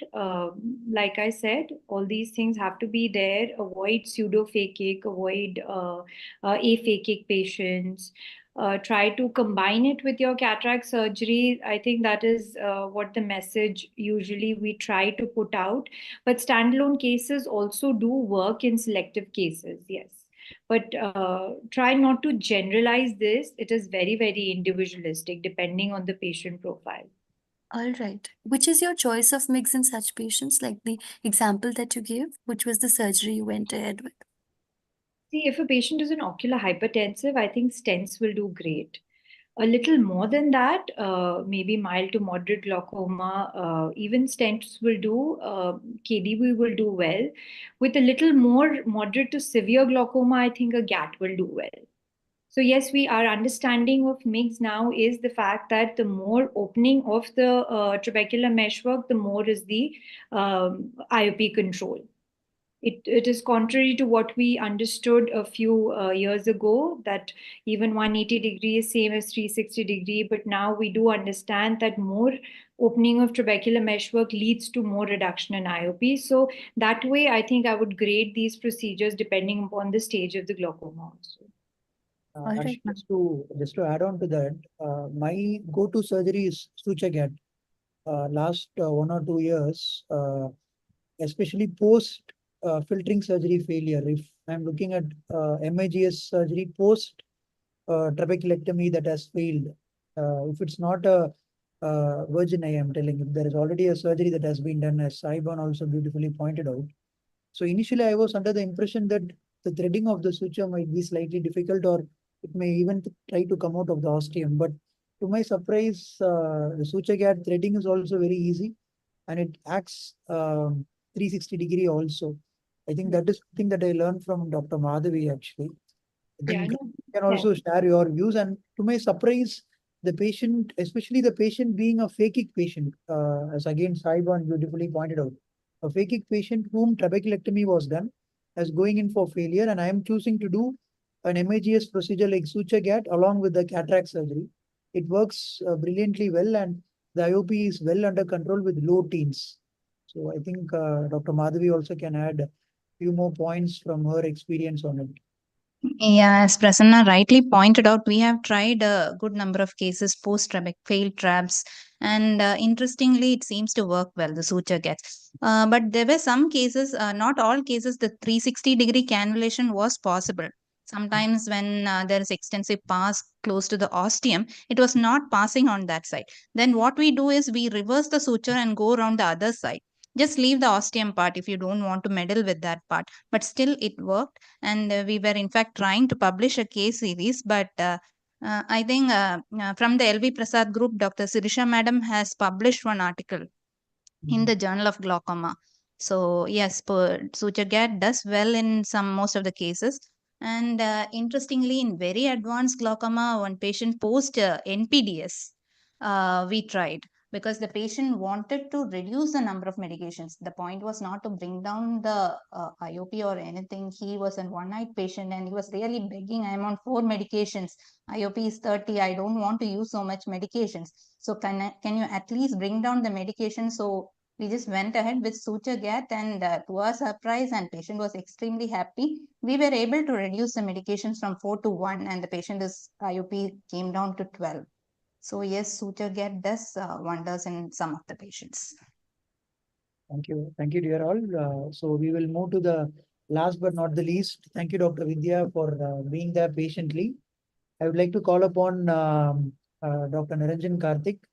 We know the time zones are quite erratic, and thank you, Dr. Vidya, once again. Over to Dr. Niranjan Karthik to introduce our international speaker to share her perspective on how to avoid blood failure. Over to you, Niranjan. Thank you, Prasanna sir. It is indeed my privilege and honor to welcome our guest speaker from the land of thousand islands, Indonesia. So welcome, Dr. Vidya. So Dr. Vidya Anandita is based in Jakarta, Indonesia. She has graduated from the University of Indonesia in 2010 and completed her master's in hospital administration in 2012 and her residency in 2018 at the same university. She attended the LASIK accredited course at Singapore National Eye Center in 2018 and completed a glaucoma fellowship at Siplo Mangun Sukumo General Hospital. I hope I pronounced it right, in 2020. Currently, she practices as a glaucoma specialist at Hermina Bekasi Hospital and also in many other hospitals, and serves as the head of FACO training program and is an adjunct lecturer at the University of Indonesia. She is actively involved in IGS, that is Indonesian Glaucoma Society, Asia Pacific Glaucoma Society, and a part of Young Ophthalmologist chapters of Indonesian Ophthalmologists Association as well, and Asia Pacific Association of Ophthalmologists, APAO as well. So there goes the long list of credentials of our guest speaker. Over to you, Dr. Vidya. We're looking forward to hear from you. Thank you. I originally didn't prepare a slide, but seeing that everyone has one, I just did one. This is actually originally just to organize my thoughts. So, and I put some interesting studies that I found that haven't been talked about in this past hour. Can I let me just? Yeah, please, Dr. Vidya. Okay. Okay, wait up. Wait. How do I do this? So, so we've talked a lot about how to avoid blood failure and every technique that I think every technique under the sun before, especially Dr. Pandey presentation has really elaborately putting together all the things that we should do in the case of blood failure. But I think the most important thing to do is to do it right the first time, because to achieve a good performing blab for years and then try to resuscitate it, it would be easier than actually have a failing blab in the early period and then try to resuscitate it, like what I asked about in the journal that we're talking about. Which one is the failing one? And I think the point is on how to avoid blab failure is to control the inflammation and even do it preoperatively, and then to make sure that there is a good aqueous flow in the first few weeks. Because if you have a hypotony or if you have a bleb leaks in the early period, and then you have you will have subconjunctival scarring, unlike what you want in a good bleb. So we can then categorize it what we should do in preoperative stage, intraoperatively, and also postoperatively. This is something that I don't hear you talk about in the past hour, but there are some studies also talking about giving pre-medication in patients undergoing trabeculectomy. This particular one is actually done in Singapore, where they give an oral ibuprofen to patients who has high likelihood of failing bleb.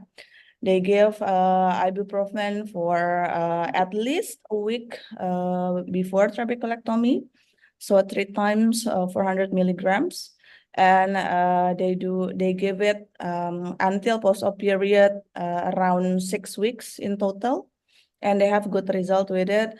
Although they do see more needling done in this group, but it is, I think, understandable given that this pre-medication only given to a certain group with already a higher risk of failure. Sometimes I also give my patients both non-steroid like drop ibuprofen or nefapanax, are also topical steroids in certain patients with really angry looking conjunctiva, but you have nothing else to do, like for example, like in patient with intermittent glaucoma with history of acute glaucoma patients, you know that phaco is the way to go, but if the IOP is too high, then sometimes we have to trap first. We call it sacrificial traps because we know it will fail, and then we have to do another strategy to revive the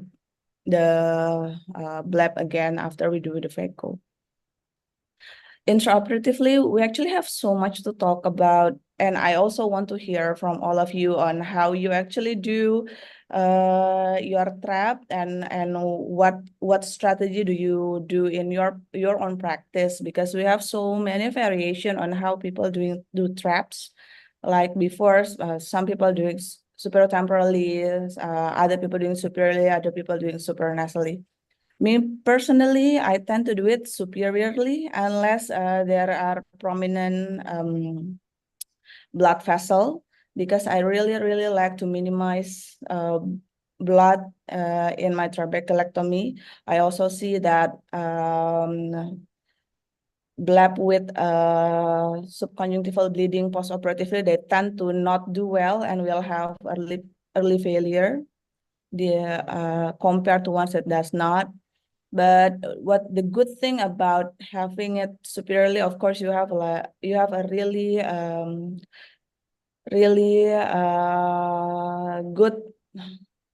good big area of blebs, and it is also have to do with how you use your antimetabolites. I don't know how Dr. Pandey do it, but 5-FU in my hand, they don't really go too well. So I always use mitomycin C every time I have it available. I usually use it sponge soaked.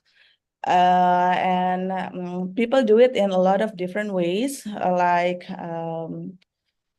Ike Ahmed, he make it looks like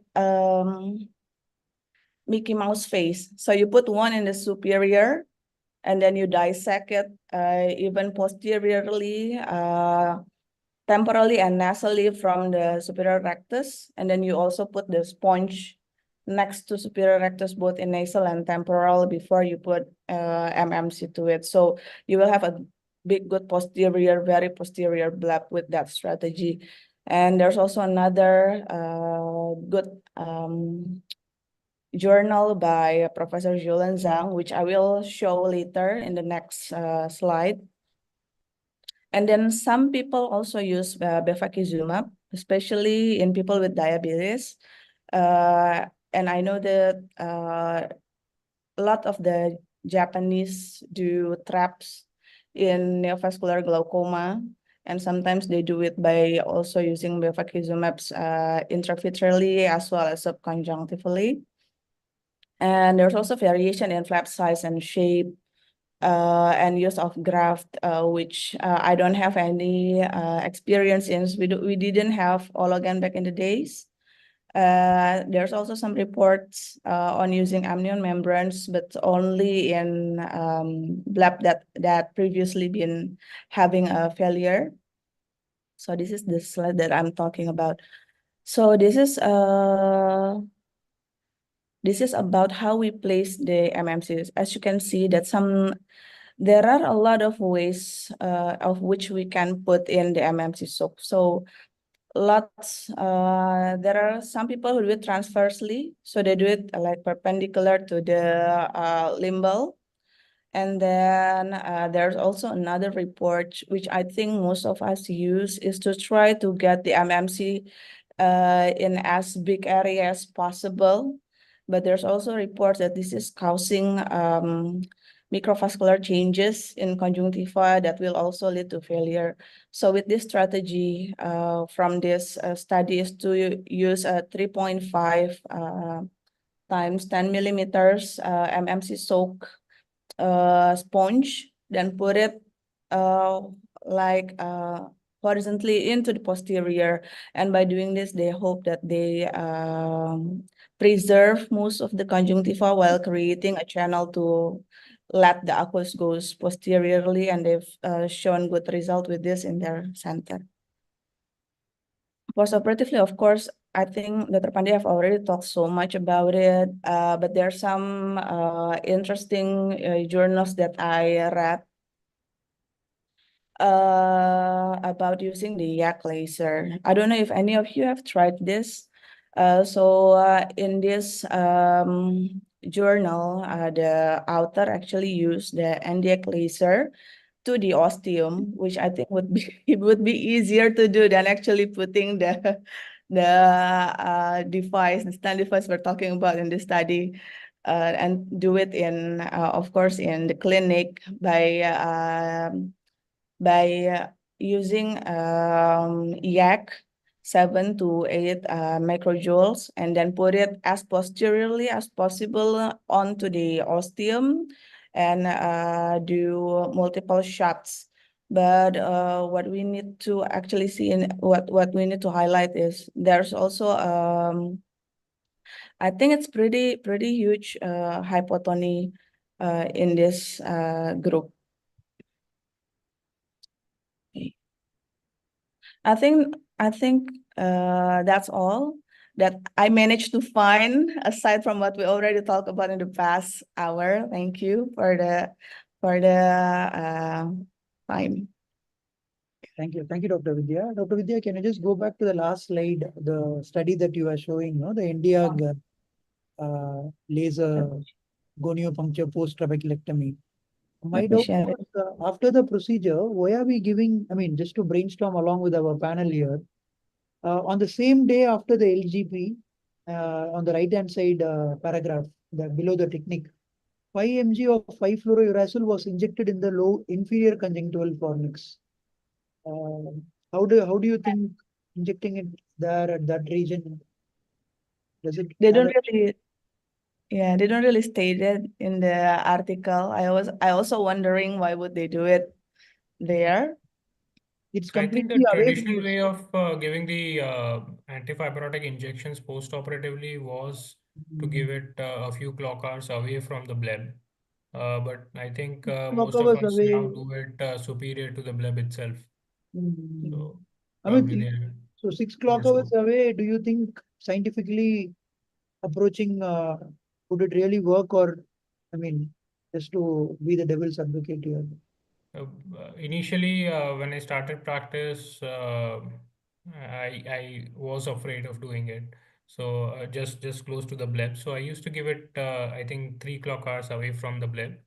But it didn't work. So yeah, giving it superiorly over the bleb, and then probably use a sponge to diffuse it over the area of the bleb itself works well for me at least.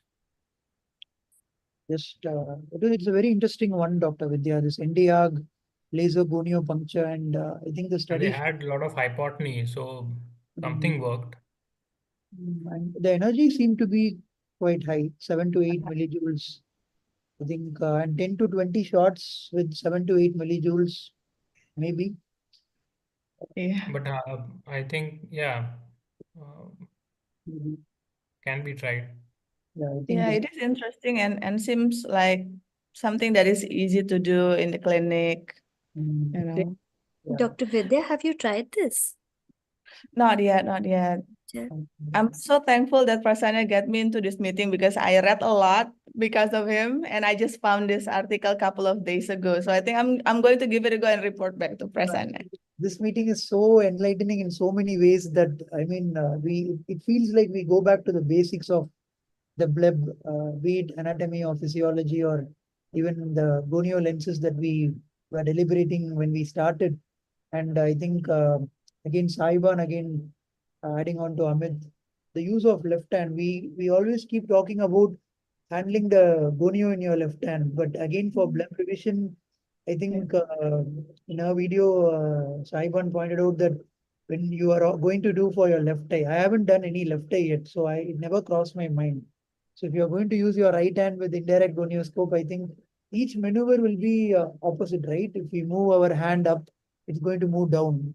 So that is a very, we don't have the biome that the retina surgeons have. That's where the direct gonio came into play. I think there are a lot of very, very minute points, be it the expertise of the surgeon or be it the armamentarium that we use for surgery or be it the antimetabolites. I mean, it was wonderful learning. Thank you, Dr. Vidya. Any other comments from the other panel? We can have a panel discussion followed by a summary from our monthly mentor, Dr. Karthik Mahalingam. Any comments, Dr. Reenal, any comments or any questions that you want to ask, or Dr. Mahek?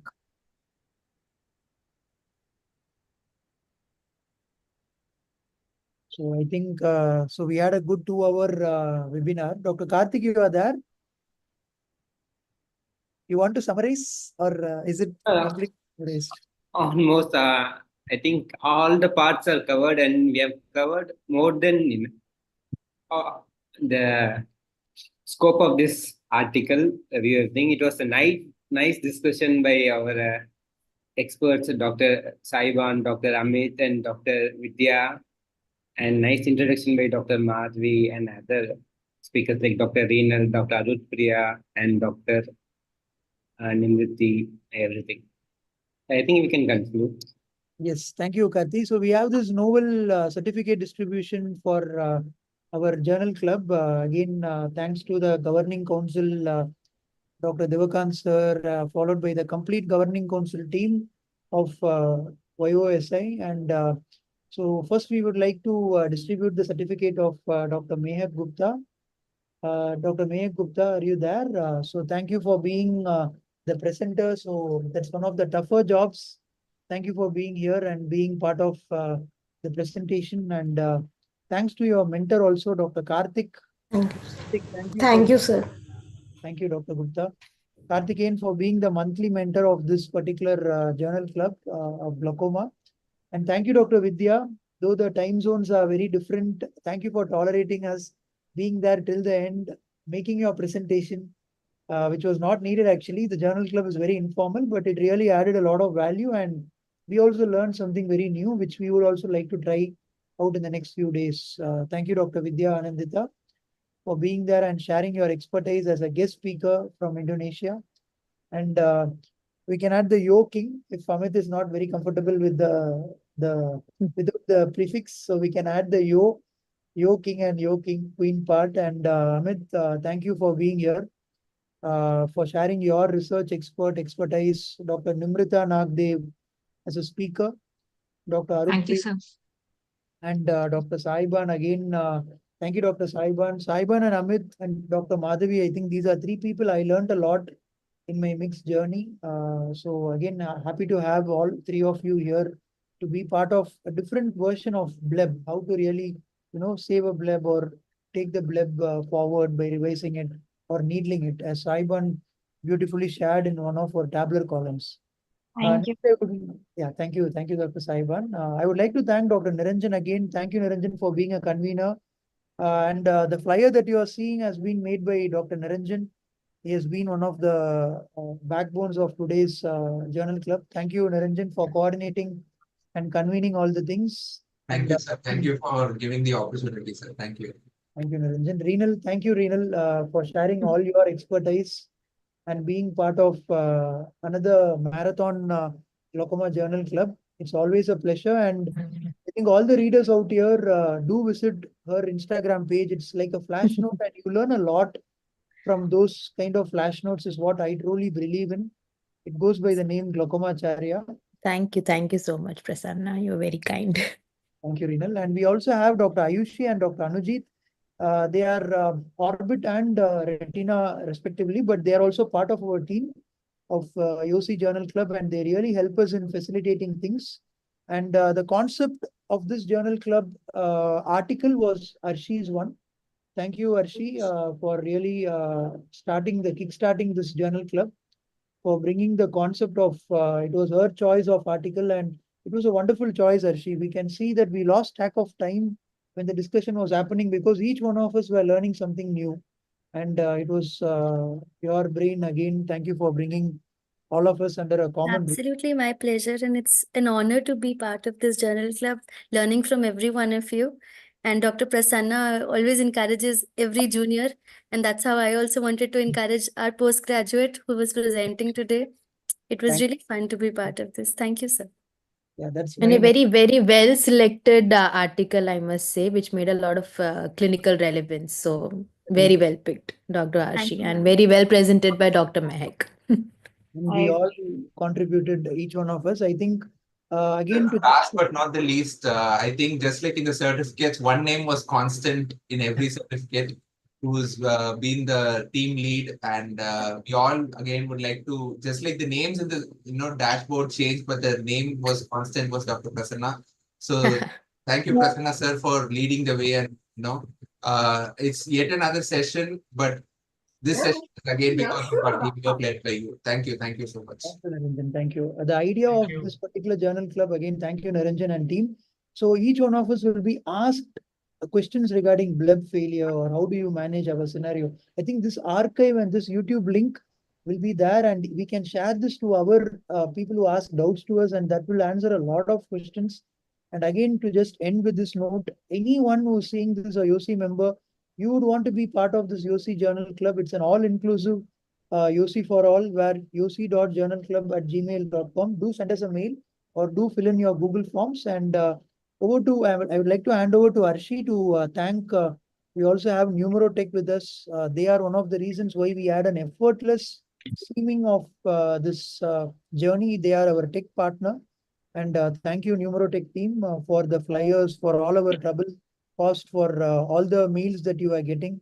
So it's a collective team effort. I would like to give Arshi the closing statement, followed by our photograph. Over to you, Arshi.